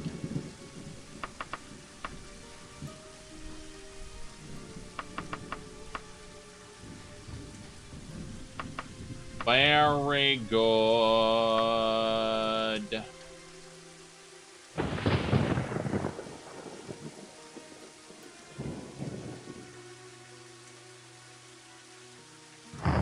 We can run now.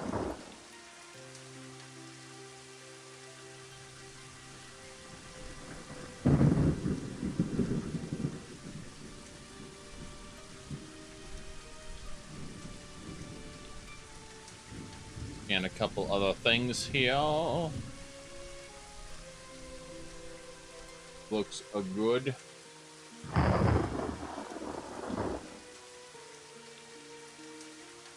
Yes, the Steam... People were talking about the Steam sale. And my Steam profile, as you can see, has had Steam sale stuff put on it, apparently. There's nothing out of the ordinary here.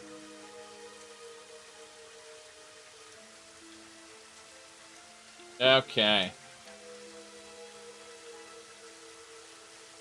Hostile encounter. We avoided it successfully, thank goodness. Yeah, only for 1,000 games. Whoops, hello.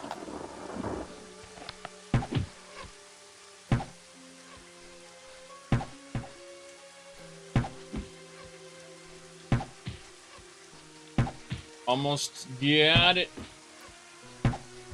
Yeah, a bard attacked me for no reason. I have no idea why the bard attacked. But it did. Damn shame. Damn shame.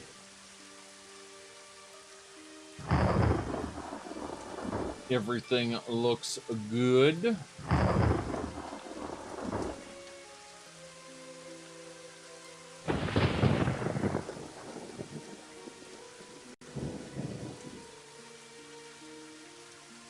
Purchase your Steam background with the point shot. Bloodstained Miriam. Ah, I see. I see. Let me see here. Trying to remember. Wait a second. Does it actually stop? Interesting. Vegetation off in the distance. Spend some time looking for water. No thanks. We're going to stop for just a moment, though. I'm going to look at something. I want to see... we're going to... Don't know if I have a Miriam wallpaper set up or not. I'm looking at my list here. There are... well, there are a few, apparently. More than I thought there would be. Huh. Yeah, more than I thought.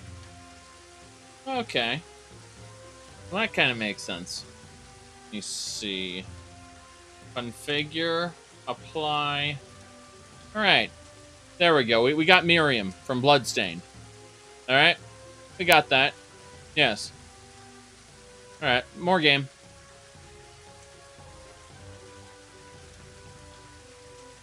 Let's see here. Can you unlock that Miriam skin in the game? Probably not. Actually, there are mods for it. There are mods. Unfortunately, Bloodstained mods only come in two categories. One, mods that fix drops and like item drops and things like that. And number two, mods that change the graphics a little bit, like replace Miriam with 2B. Oh. Plague Tale is a game that you might enjoy once through. It's heavily story-driven and short. Was not a bad experience. It was just a short experience.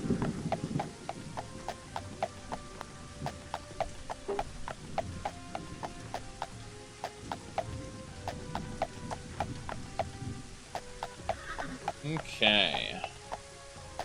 We're going in the city. Rainy day. What do we got? Order of the Candle here. Bookshop, bookseller. God, there's 2 bookstores already. Go check out the various stores on our way there. Better PC to play Dark... Wow, Darkest Dungeon doesn't have that high requirements, so... I mean, you could honestly get like a $300 PC... $400 maybe, and yeah, I mean, just like for the cost of a new console, you could easily play games like that. All right, salted fish there. Ooh, new Daedric Dagger.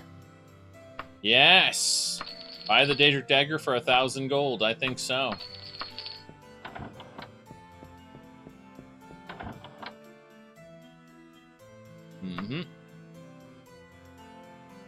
Yeah, you can play, I assembled my PC? Yes.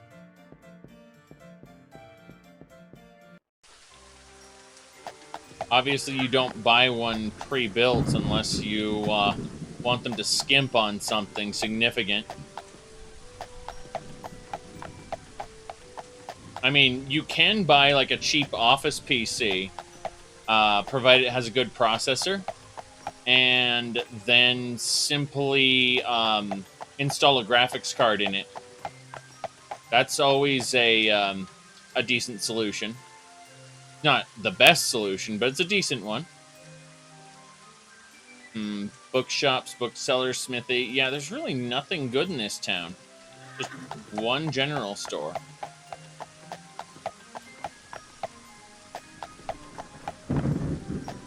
Oh, well. Let's go sleep in the Flying Rascal, then. Hello, sir. Room for the night? Yes. Just want to spend the rest of I guess an hour there.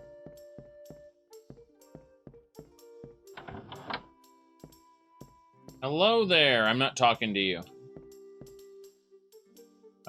Room. I just need to sleep for like a couple hours. There we go. Yep, it's almost 11. But it's no longer freezing. Still a rainy day. Okay. Well, we're gonna go back now. We just went over to this town for, to see if we could, well, sell our stuff maybe, but there's no sense in that.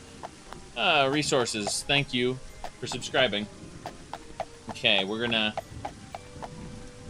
we're actually gonna head back toward Tasso Parrot, I figure.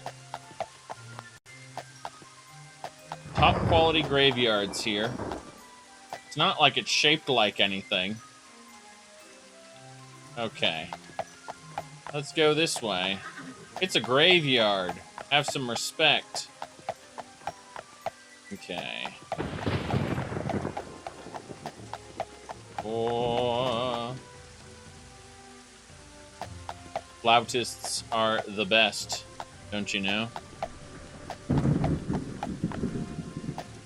Just the best. Alright. We are going to head over to Razum Hall. And hopefully, because we got to get to the other side of town, or the other side of the kingdom, I should say. Would you call this an infinite game? Not really. May RK bless you. It's... Oh, wow. I wasn't wearing a cloak, now I'm freezing. Great. And we got giants attacking! Whoa. Oh, no. Die!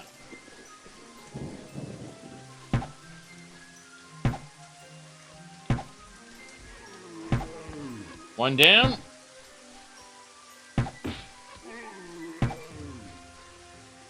I mean, I'd say there's an infinite amount of side content. However, meaningful content, they're, I don't know. I'd say it could be considered nearly infinite. The problem is you will eventually exhaust everything in it. I would argue that No Man's Sky is closer to being an infinite game, because by the time you visited and scanned and interacted with everything on all the planets, well, the Earth would have fallen into the sun by then, because there's, like... I don't even think you could get through one galaxy if you tried. Because the galaxies are so huge. No, I don't think so.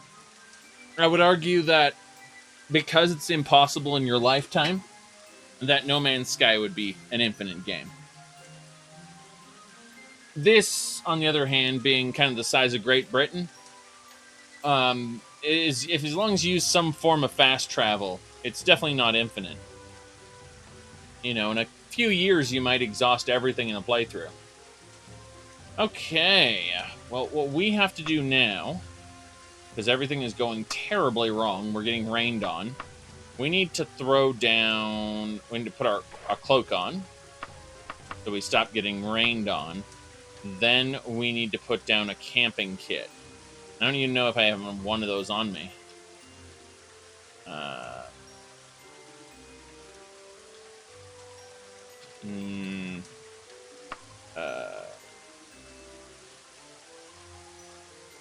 We do have camping. Camping equipment is what it's called. My bad. All right. Let's rest in there for 2 hours. And we should be... We're no longer... Yeah, it was just dried off for 2 hours in our tent. Okay. Let's pack up our camp and get going. Chilling with a dead guy in the tent? Yeah, pretty much. Pretty much. Okay, let's see here.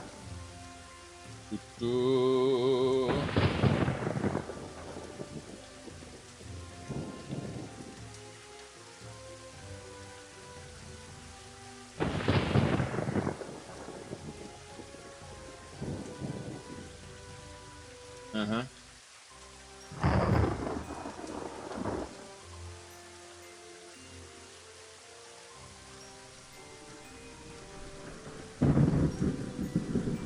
Right.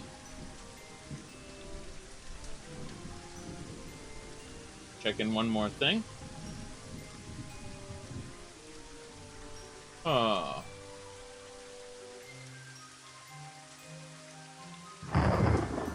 Yes, dead giant. Sad stuff, really.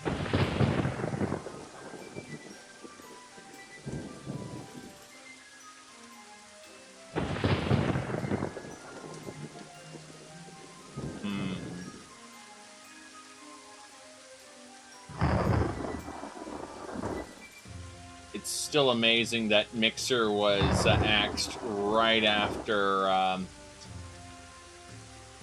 Well, right after a certain someone quit the company and complained about it. Like, literally one day after they talked to Microsoft. Microsoft just kind of axed the whole program. I mean, they were already planning to do the Facebook merger. But you figure they were planning on putting it off for maybe months. And then they just decided to blindside all of the employees. Hold on a second. Checking this area out. Oh, good, good, good. We can nap here for the night. Yes. The Flying Muskrat. A place we can get out of the rain in. Thank goodness. We're good. Yes, correct. The employees only found out at the same time. Of course, keep in mind the guy who quit the company did so because of racist remarks, and he was told by the person he said, "Hey, you know, you should stop making those remarks. That's racist." He said, ahem. At least according to what I heard, this is hearsay, obviously.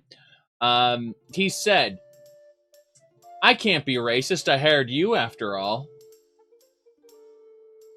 Just eyeballs going in both directions. And so he quit the company and talked to Microsoft about it. And yeah, they nuked the company the next day, I'm told, after Microsoft heard about it.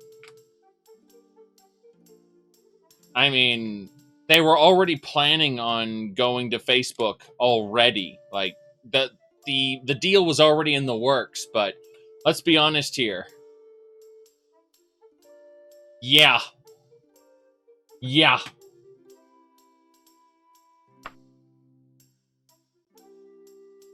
I mean, again, that's hearsay. This is secondhand accounts. So I don't want you guys directly quoting me on that, because I'm basing it off of what I heard from someone else, but it lines up perfectly with when they like, he talked to Microsoft, and then Microsoft nuked the program the next day.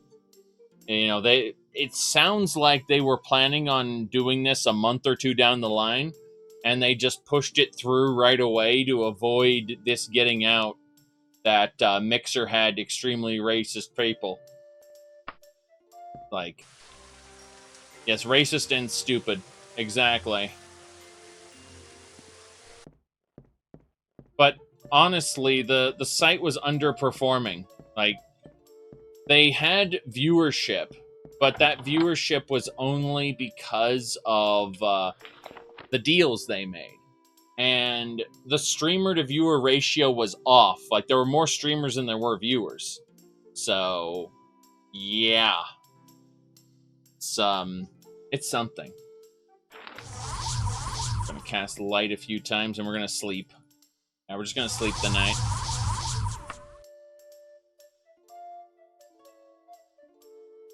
Illusion skill increased. Damn right. Alright, let's cast Buoyancy a bunch.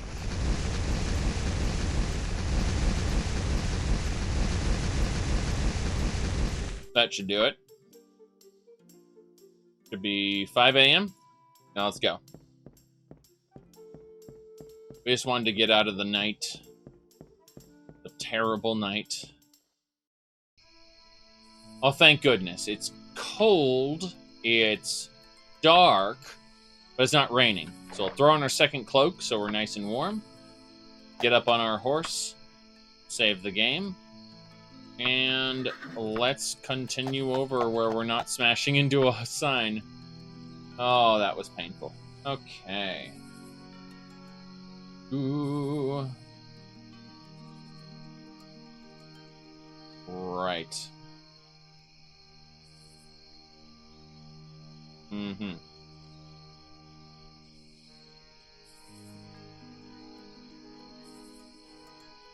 Yeah, there's nothing here. We are warm now. Okay, so it's no longer...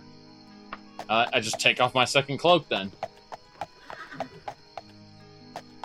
Let me, do I have any food left? Yes, I have fish. And orange. Fish and orange. Very good.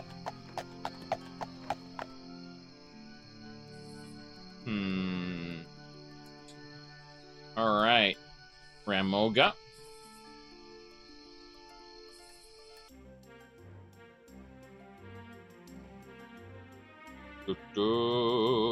You said rumors were about Shroud Ninja and Dr. Disrespect opening their own small streaming service.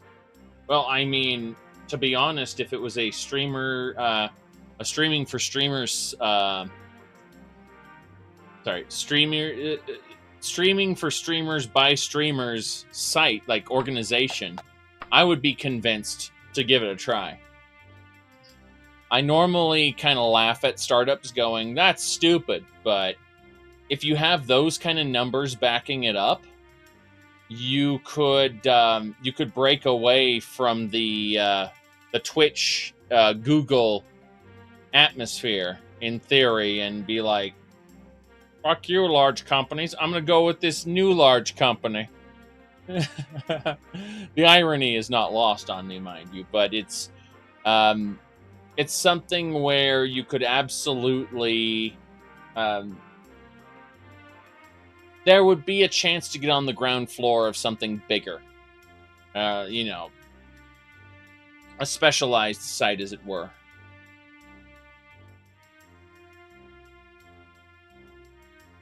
Never should have come here. Like, I thought Beam was interesting. And I kind of wanted to, get into Beam.pro. And, then they got acquired and changed to Mixer, and I'm like, I don't want to have anything to do with this. You're just going to have old console kiddies all the time. And that's what it turned into, by the way. Is if you tried to stream something online, immediately a bunch of kids would go,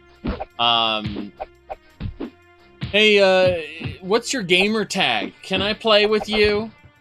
That's what you would get constantly if you streamed on Mixer. And I knew the moment they were integrating it as like their default Xbox app, That's exactly what was going to happen.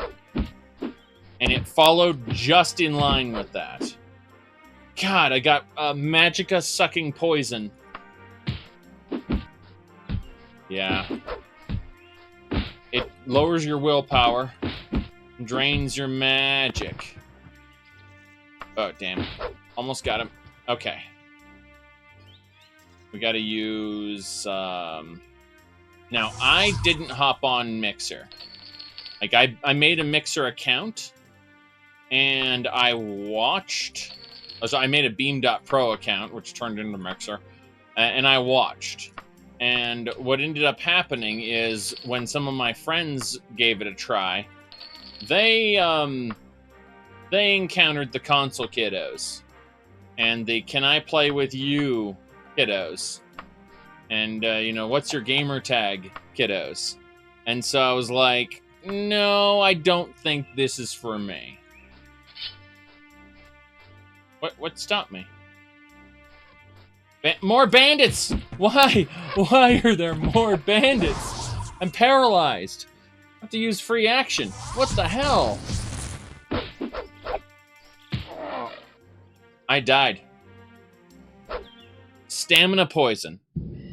Stamina poison. Stamina poison!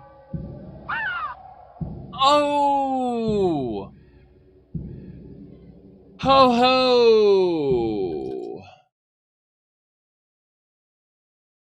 Well, we're back to our last save. Thankfully, I didn't loot anything valuable. It's just... my god. Yeah, we're fine. Let's take a slightly different route and go over to Murat Manor, I say. I'm a bit warm, it says. There we go.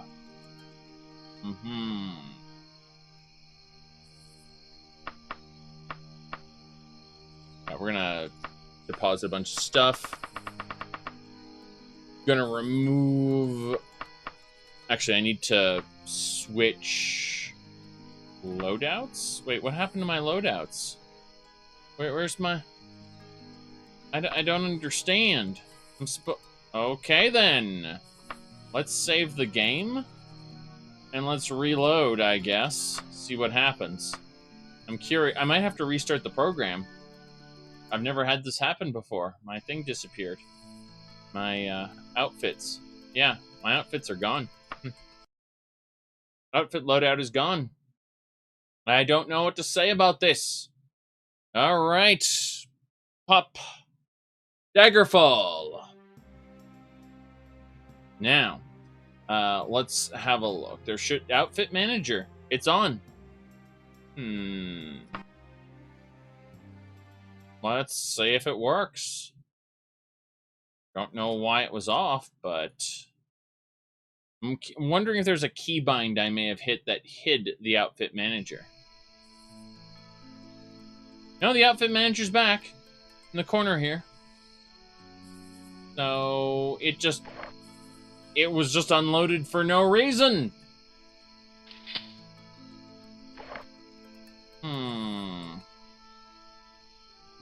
No reason at all.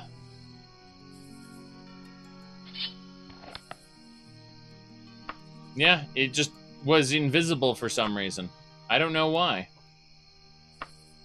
I have no idea why the outfit manager wasn't showing, but I restarted the program and it works.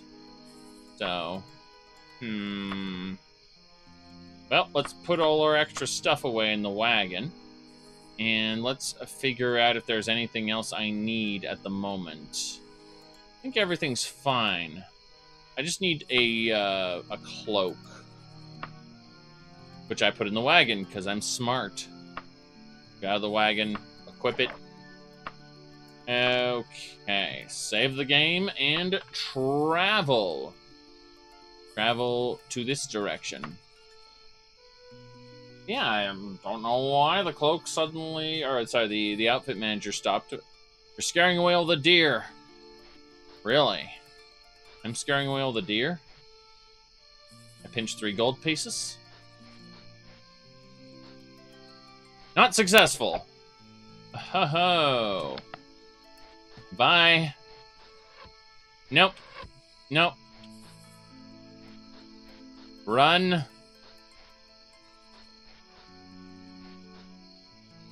But yeah, my point was more along the lines of Mixer became something that definitely wouldn't garner the kind of audience. You know, I was looking for, well, what kind of audience are you looking for? One that isn't all children. Looking for my gamer tags. Like, holy crap. But seriously, it was very Xbox centric since they decided arbitrarily to, you know, integrate it into the Xbox because Microsoft bought it. And I saw the writing on the wall when Microsoft bought it. I'm just like, Also, when they changed the name from Beam.Pro to Mixer, it was especially like, what? What the hell's an Argonian doing here? I hope your armor has good resale value. Damn it.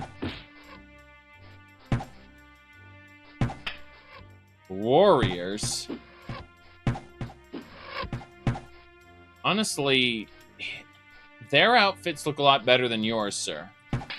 Your outfit looks bland and generic. Theirs at least have some, something to them. Not successful. 1 gold piece, and not successful. Yes.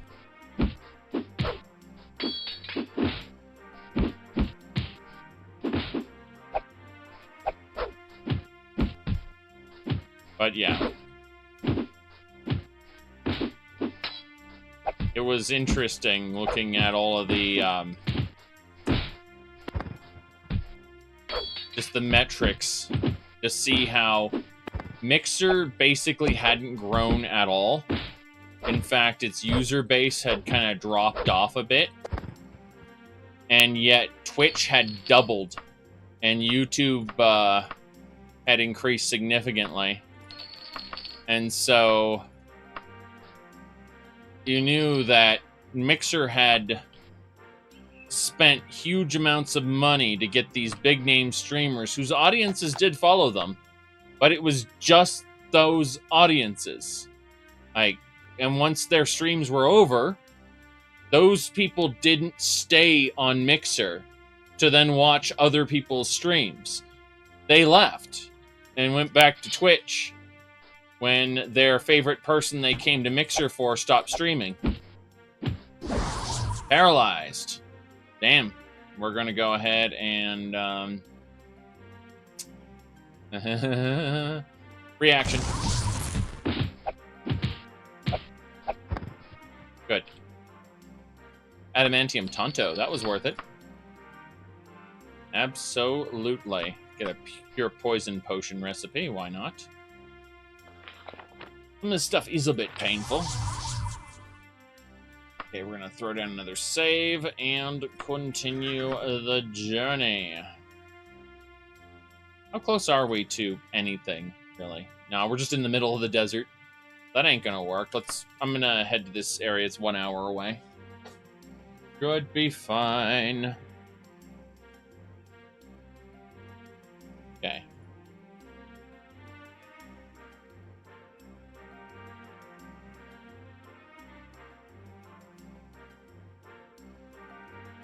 Mm-hmm.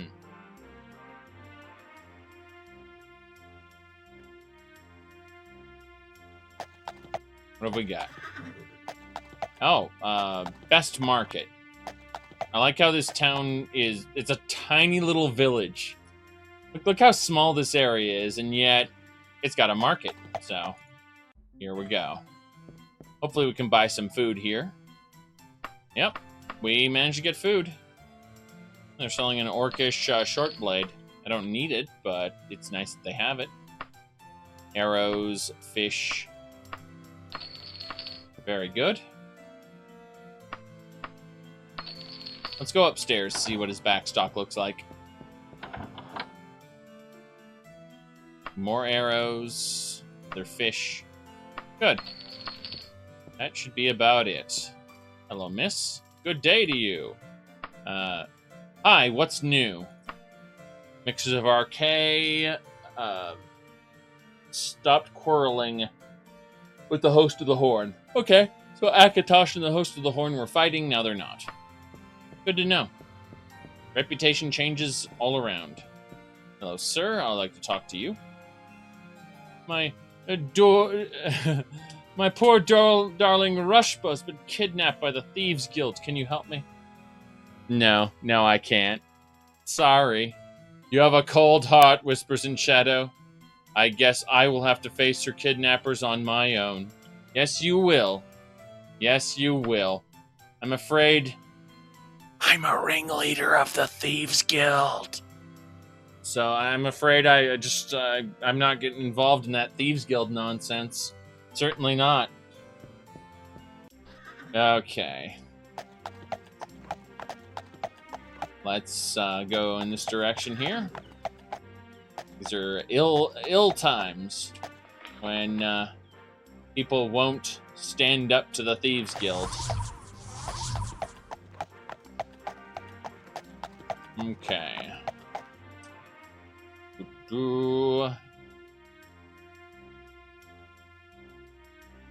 Alright, Murrup Manor. Let's go over there. It's said... Group of travelers. Really? And giants! Guys, there's giants here. Aren't you gonna fight?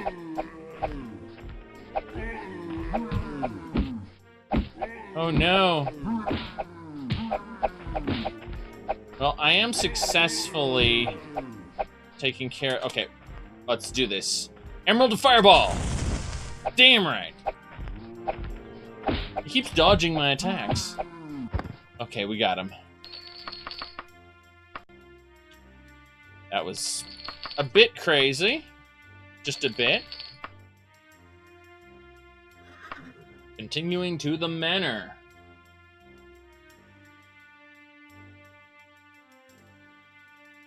Very good.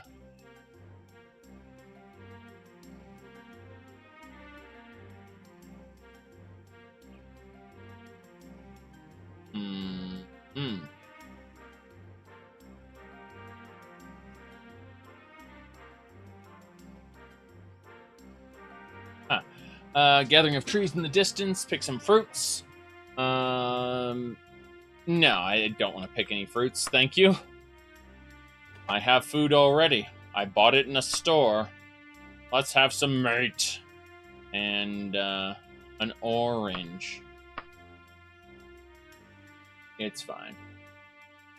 Avoid the hostile encounter. Successful. Very good. Very good.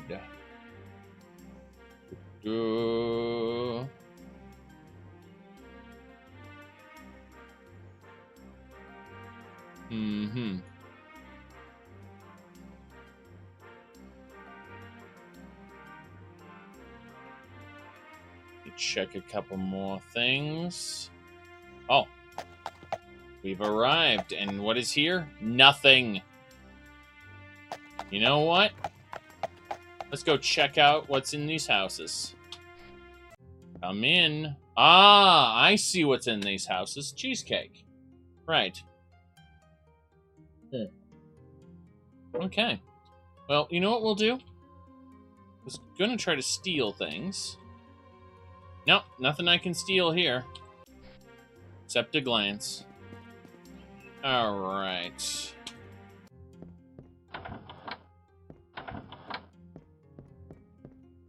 There's a lot of nothing here. Annoying. We're out of here.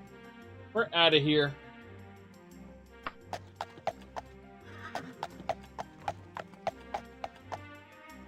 I thought maybe there was stuff I could steal.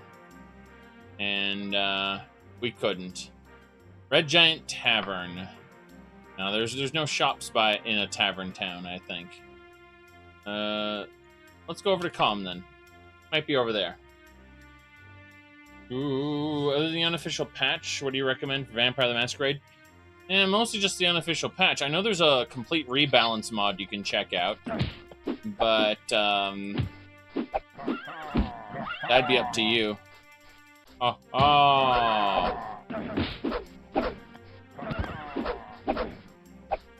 Like there are some overhauls to Vampire the Masquerade. I would go look them up. All right, Potion of Recall.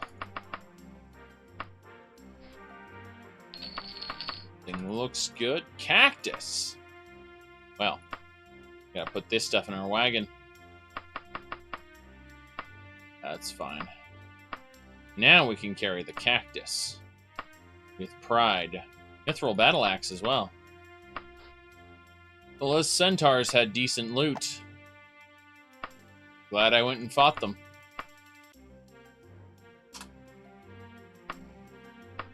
Onwards.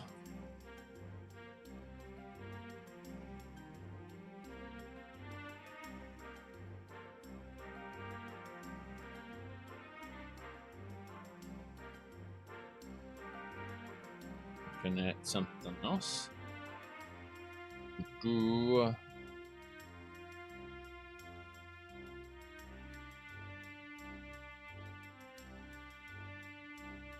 Okay. Hostile encounter, trying to avoid, failed to avoid. What have we got? You! It's a bandit. Just a single bandit. A thief. With a Daedric and an Elven short sword. Well, that explains the damage. I will gladly take that. Thank you. And we continue.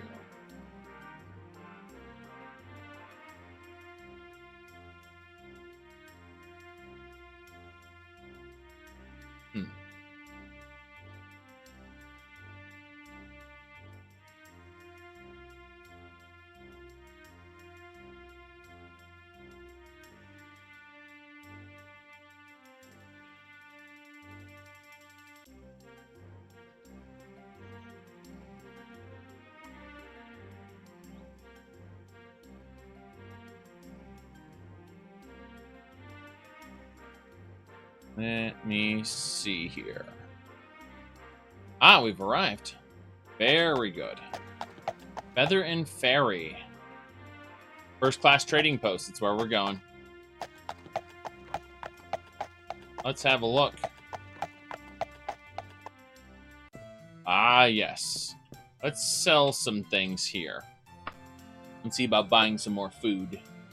But, like, I figure pretty much everything that isn't a Daedric short sword can go. So Mithril, Daedric Warhammer, Daedric Staff, Daedric Archer's Axe, Longsword, Ebony, Mithril, Ebony, Mithril. Whoops, did not want to sell a Daedric Dagger, certainly not. Silver Short Sword, Ebony, Adamantium, Orcish, and a bunch of steel, Orcish, steel, Ebony, Elven, Daedric Dagger, don't sell that. Mithril Staff, Adamantium Staff, Daedric Staff, yes. Okay, that should just about do it. Another Daedric, Ebony, let's see here, steel, Adamantium, Elven, Mithril, okay. And that's, so we kept our short swords, which are important. Short blades, we need to hold on to. Everything else, we can sell books as well. Very good. Jokes, War Bettany, Legal Basics. Yeah, no big deal there.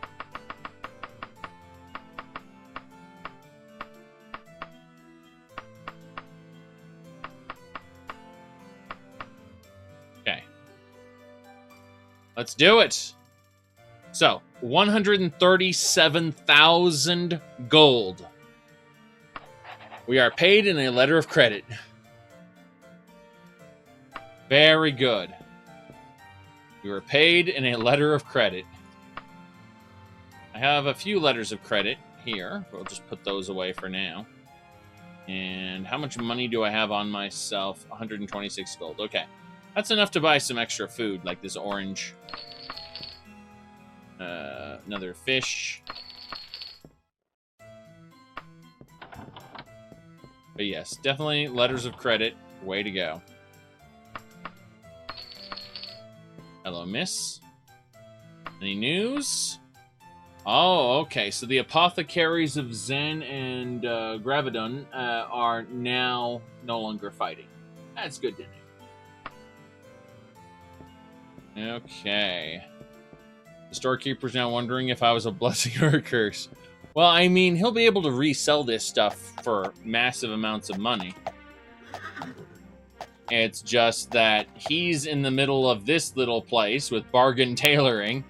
I get this is where he lives, okay? These little squares are houses. So he has to cart this stuff out to one of the main cities. And if we go over here, you can see the main cities are here, here, here, here, here, here, here, here, and then the capital is up to the north. So, yeah, he's just kind of in the middle of nowhere with an arsenal worth of stuff. Bandits raid this place, get that stuff, and then it's back in in circulation for me to collect again. Some of it I got from liches, though.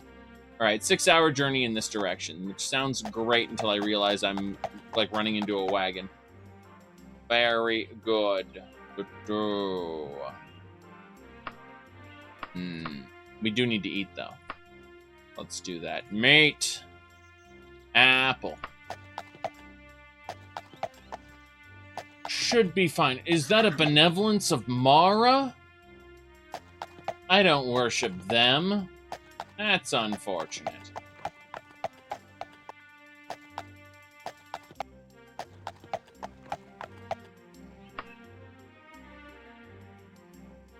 Good, good. And immediately stopped. What do you want, my letter of credit, you bastards? No, they're just harpies. Harpies don't care about credit. They just want to be annoying. Annoying sky rats.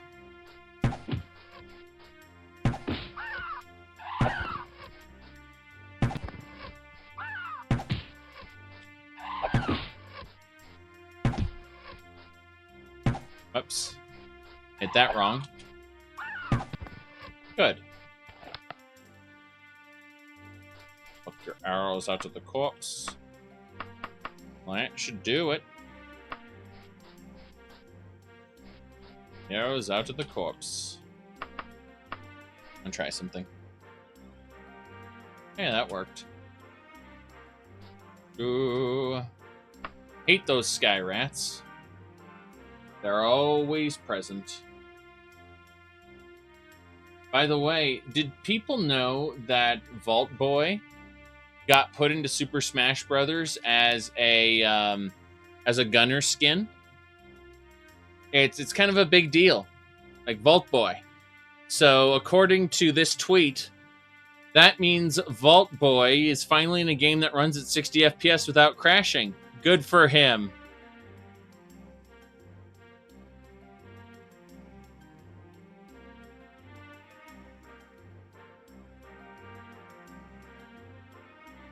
Okay. Hostile encounter, try to avoid. Failed to avoid. This knight wants to hunt me down. Well, up 4 to the switch? Don't know. It's an unoptimized mess, so unlike Skyrim, Skyrim is pretty finely tuned. Fallout 4, on the other hand, has a lot of problems that would require a bit of reworking. Someone went and actually redid all of the meshes used in Fallout 4 so that the big cities don't lag anymore. Like, it's a complete world space replacer. that it doesn't actually change the look of anything. It's just optimized properly. That's the unfortunate reality of Bethesda. Imagine telling them they would have to do that much work. They probably wouldn't do it.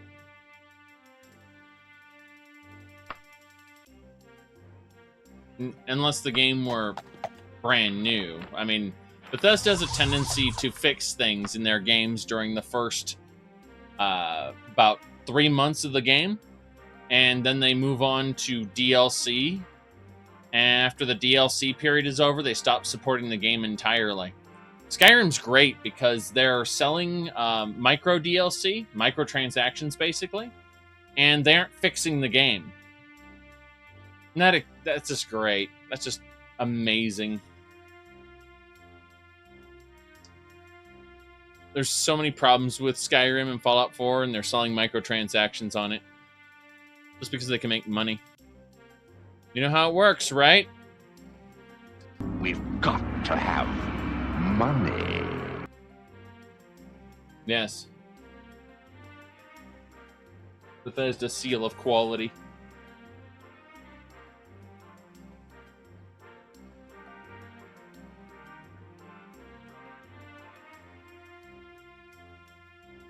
Oh. Stop. What is this? Ruins. It's actually a shack. That shack is the main node. The ruins just exist around the shack. There's no dungeon in there, unfortunately. If you see those ruins and no shack, it means there's probably a dungeon. But, yes. Groffit, you say?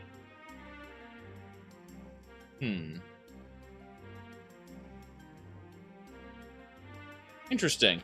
My Groffit button isn't working. I'm actually rather sad about that.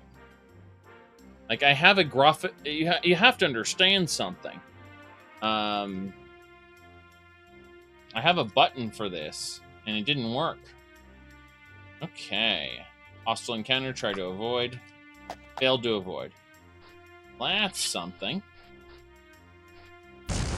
Was Daggerfall stated release? Horribly broken. Daggerfall's still broken now. In fact, the original programmer who made Daggerfall improved massively since he did. So when Bethesda was doing its anniversary, edition release, where it's like you can get the Elder Scrolls Anthology and buy all the games at once, right?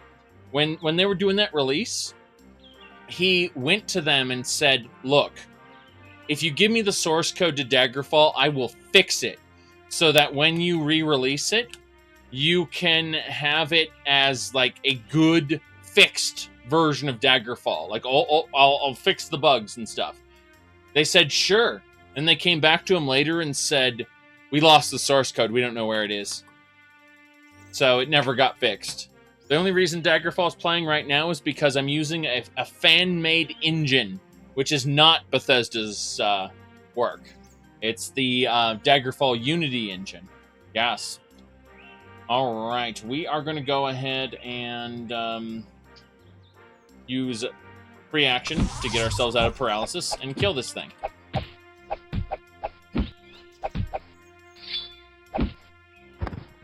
Got it.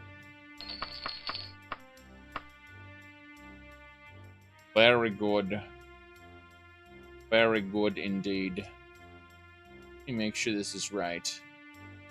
Huh. Yeah, I'm going to close my Stream Deck software really quick and reopen it.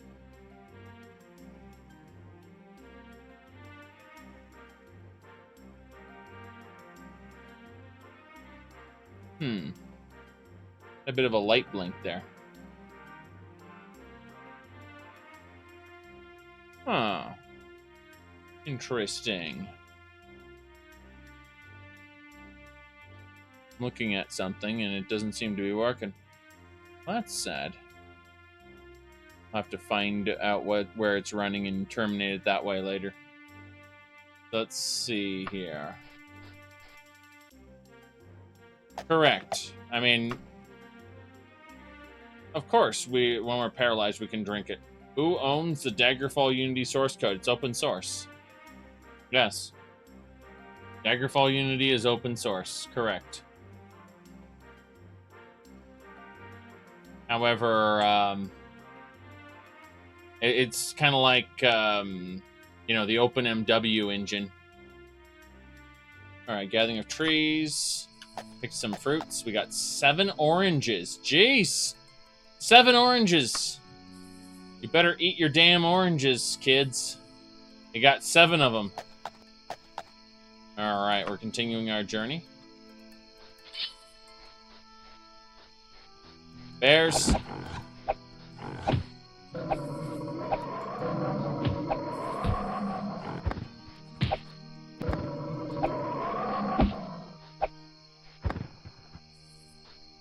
Well, we killed the bears. Onwards. Wait, what's this place? I think it's a small town. It's a village. Okay, there's nothing special there. It's just a village.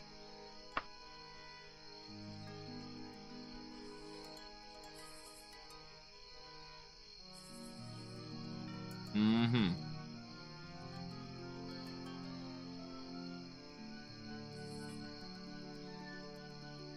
Very good. That's close enough, bandits say. Bandit bastard. Alright, those bandits want to shoot at me, so I'm getting between... I'm getting him to be between... Oh, my dagger broke. Time to equip the other dagger. Haha! That's how it works. There's a draft for a romantic poem in your victim's pocket. It looks like it was a bad poem.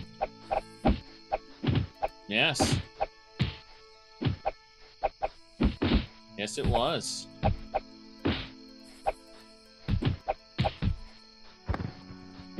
There we go.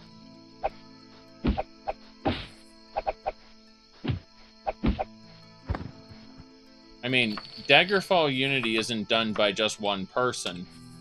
There's people contributing to the project all the time. And that's why it's as good as it is compared to, let's just say how it's been. It has been advancing by leaps and bounds thanks to various contributors. All right, let's see here. But then that's open source in a nutshell, isn't it? Set up camp. Gonna rest here for, I figure, just until we're fully healed. Person sprints by. Have you seen a blood trail nearby? There's a deer with a blood trail. I have no idea what you're talking about. I'm camping here. I'm camping here. Yes. Be on the watch for bears. Bears? Why are the hunters gathering around here? I'm chilly. I'm freezing. Stop, friend, or be struck down where you stand. Wait, you idiot, it isn't him. Ambushed in the wilderness by a group of bounty hunters. Oh God. There's just so many people here. They're all gathering at my camp. What's going on here? Oh my goodness. That's hilarious and terrible. Okay. Let's put on a coat, an extra cloak, and get out of here before more people gather. Yeah, we're packing up our camp and getting out of here. All those people just gathering around. Alright, you seen any deer? I lost the blood trail. No desert deer around here. Look, I know we're in the middle of the tropical desert, but, you know, what about you? They're be on the lookout for bears. Don't see any bears, sorry. I don't know. Madness is all I'm saying. Madness. Okay.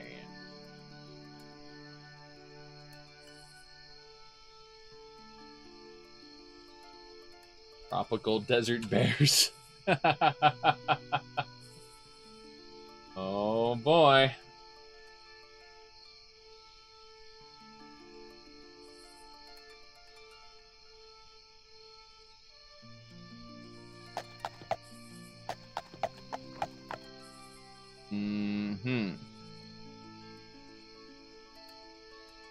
Hey, kiddo. All right. We're gonna... wait, have we arrived at the town? Yes, I see the wall. Is it open? Is it open? And it's shut. We can't go in there. Damn shame. We're climbing the wall. Climbing the wall. Weather is temperate. Doesn't matter. Okay, we're gonna climb up here. Climb! Then get up here. What we're gonna do is we're gonna cast jumping. Then we're gonna jump. We failed to jump, but I've got the jumping skill. I can jump anywhere. Yes, jumping spell lets me jump really high. That's how this works. We're in town, but it's late at night, so there's really not much... Hello, sir. Oh, bandit in the town? Okay.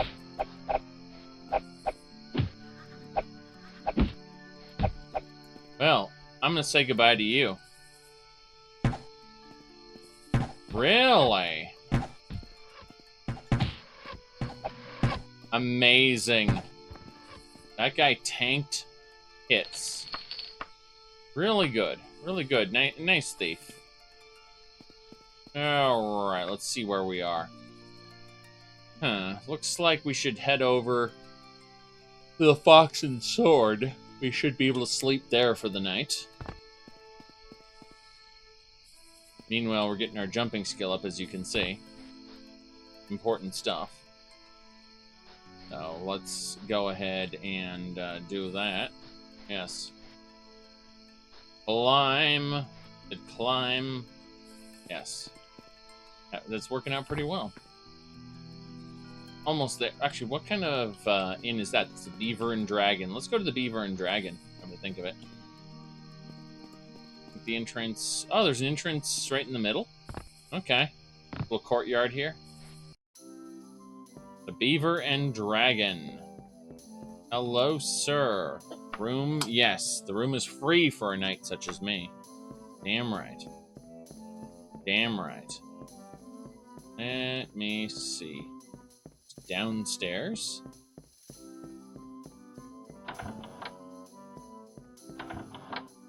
These are all just single bedrooms. That's nice. That's a closet. Wondering if they have any quality rooms. Probably not. Yeah, this is a terrible inn. Good to know. Good to know. 8:20 a.m. We rested. We're good. Let's eat. What are you gonna eat? I'm gonna have oranges. I'm going to eat oranges until I can't eat any more oranges.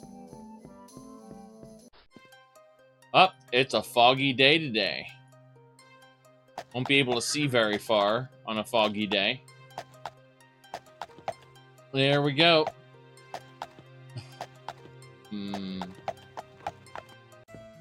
Emperor's Medicines. Hello, sir. I would like to buy... I'd like to buy your everything, okay? That's what I'd like to buy. I'd like to buy absolutely everything you have. That's one rack. How about the other one? Yes, I'd still want to buy everything you have, sir. Thank you. Now, there should be another alchemist over here. Yes, there is. You are a bit warm. We'll take off the second cloak. Let's buy everything this guy has as well. Well, you only have one rack to play with. Damn shame. Damn shame. Alright. You can type !mod list and it'll take you to the thingamabobber. Alright, let me see here. Going into the Emperor's retail store, we're going to pick up some extra food. Ooh, Daedric short sword. I don't need that. I'm only here to buy Daedric Dagger, so it does not matter. Let's see here.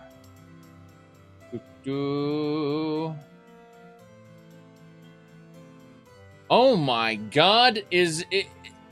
Crazy thing just happened. Get this, get this. Okay. Here we go. This is going to be a shock to everyone because it's so out of character. But Pete Hines actually gave a sensible answer. It's amazing. Yeah, I know. Like, he gave a decent answer. He said, "Sorry, I can't give you a time frame. Hang in there. Appreciate your patience." Oh my God. He wasn't an asshole to this guy. Look at that. Yeah, I mean, this must be it must be Nega Hines or something. The negative universe version of Pete Hines. I have no idea what to say about that. Mirror Pete, yes, exactly. Hey, I mean, he's actual, yeah, anti-Hines, exactly. Heat Pines. Yeah, such a momentous occasion. Him actually doing proper, responding to the community. That's incredible. I am semi-back. Here we go. Let's head on over. We are going to check out... It's a foggy day. But we're going to go check out the alchemy stores, if we haven't already wiped them out forever. And we wiped them out forever. They're gone. Okay. Doesn't matter. So we're going to check out the various stores on our way out of town. And once we're done with that, we'll probably start traveling again. We need to get across the region in order to cross the border to do what we were originally going to do before we got sidetracked by dungeons. Dungeons are good. I like dungeons. All right, there's a bookstore there. And there should be one place to the south. I bet it'll be a bookstore too. Oh, it's a bookstore too. Okay. Well, in that case, we're leaving. I just wanted to see what those other shops were in the first place. And they are not a whole lot of anything, to be honest. So we're going to leave, and instead we are going to travel over to this area 7 hours away. Interrupt our journey and have ourselves those oranges and a fish. Yeah, I'll do it, roughly. Okay. And now all we have left for food are our salted fish, which stay good for a decent amount of time. The salted fish keep much longer than the regular foods do. Alright, looks like we are waylaid by centaurs. Ha ha!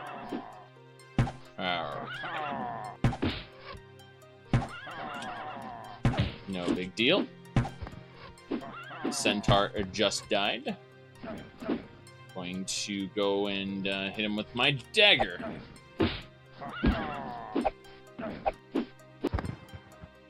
Mm-hmm.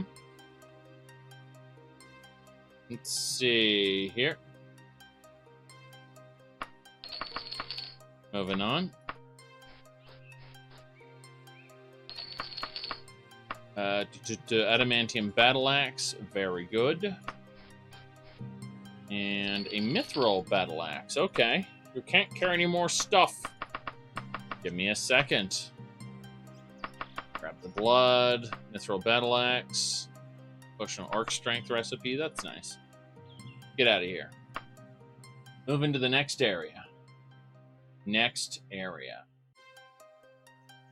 Very, very good. Now. Let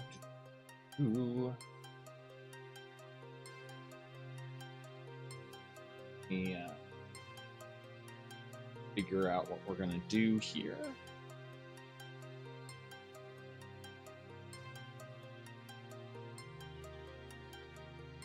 Trees. No, we're not going to check the trees. They're like, do you want to check for fruits in the trees?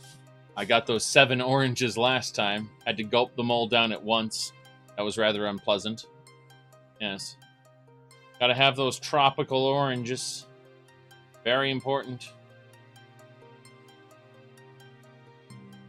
Now, the mod just adds the fruits that they have things for.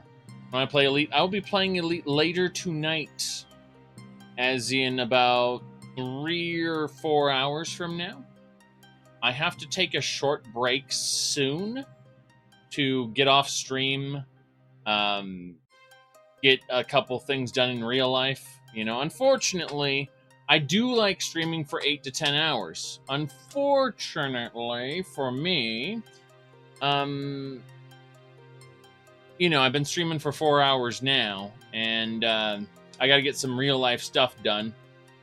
So, you can't stay up to 2 a.m.? Well, that's just how it works, Shadowrend. But still, you should keep going, because there's a lot of cool stuff in Elite that you're going to enjoy later as you progress, Shadowrend. But yeah, how do I put this? I go for long streams, but today I'm going to have to break up my stream into multiple parts. So I'm going to probably take off soon for an hour and then be back with more content. I'll probably do like Daggerfall for an hour and then Elite the rest of the night or something like that.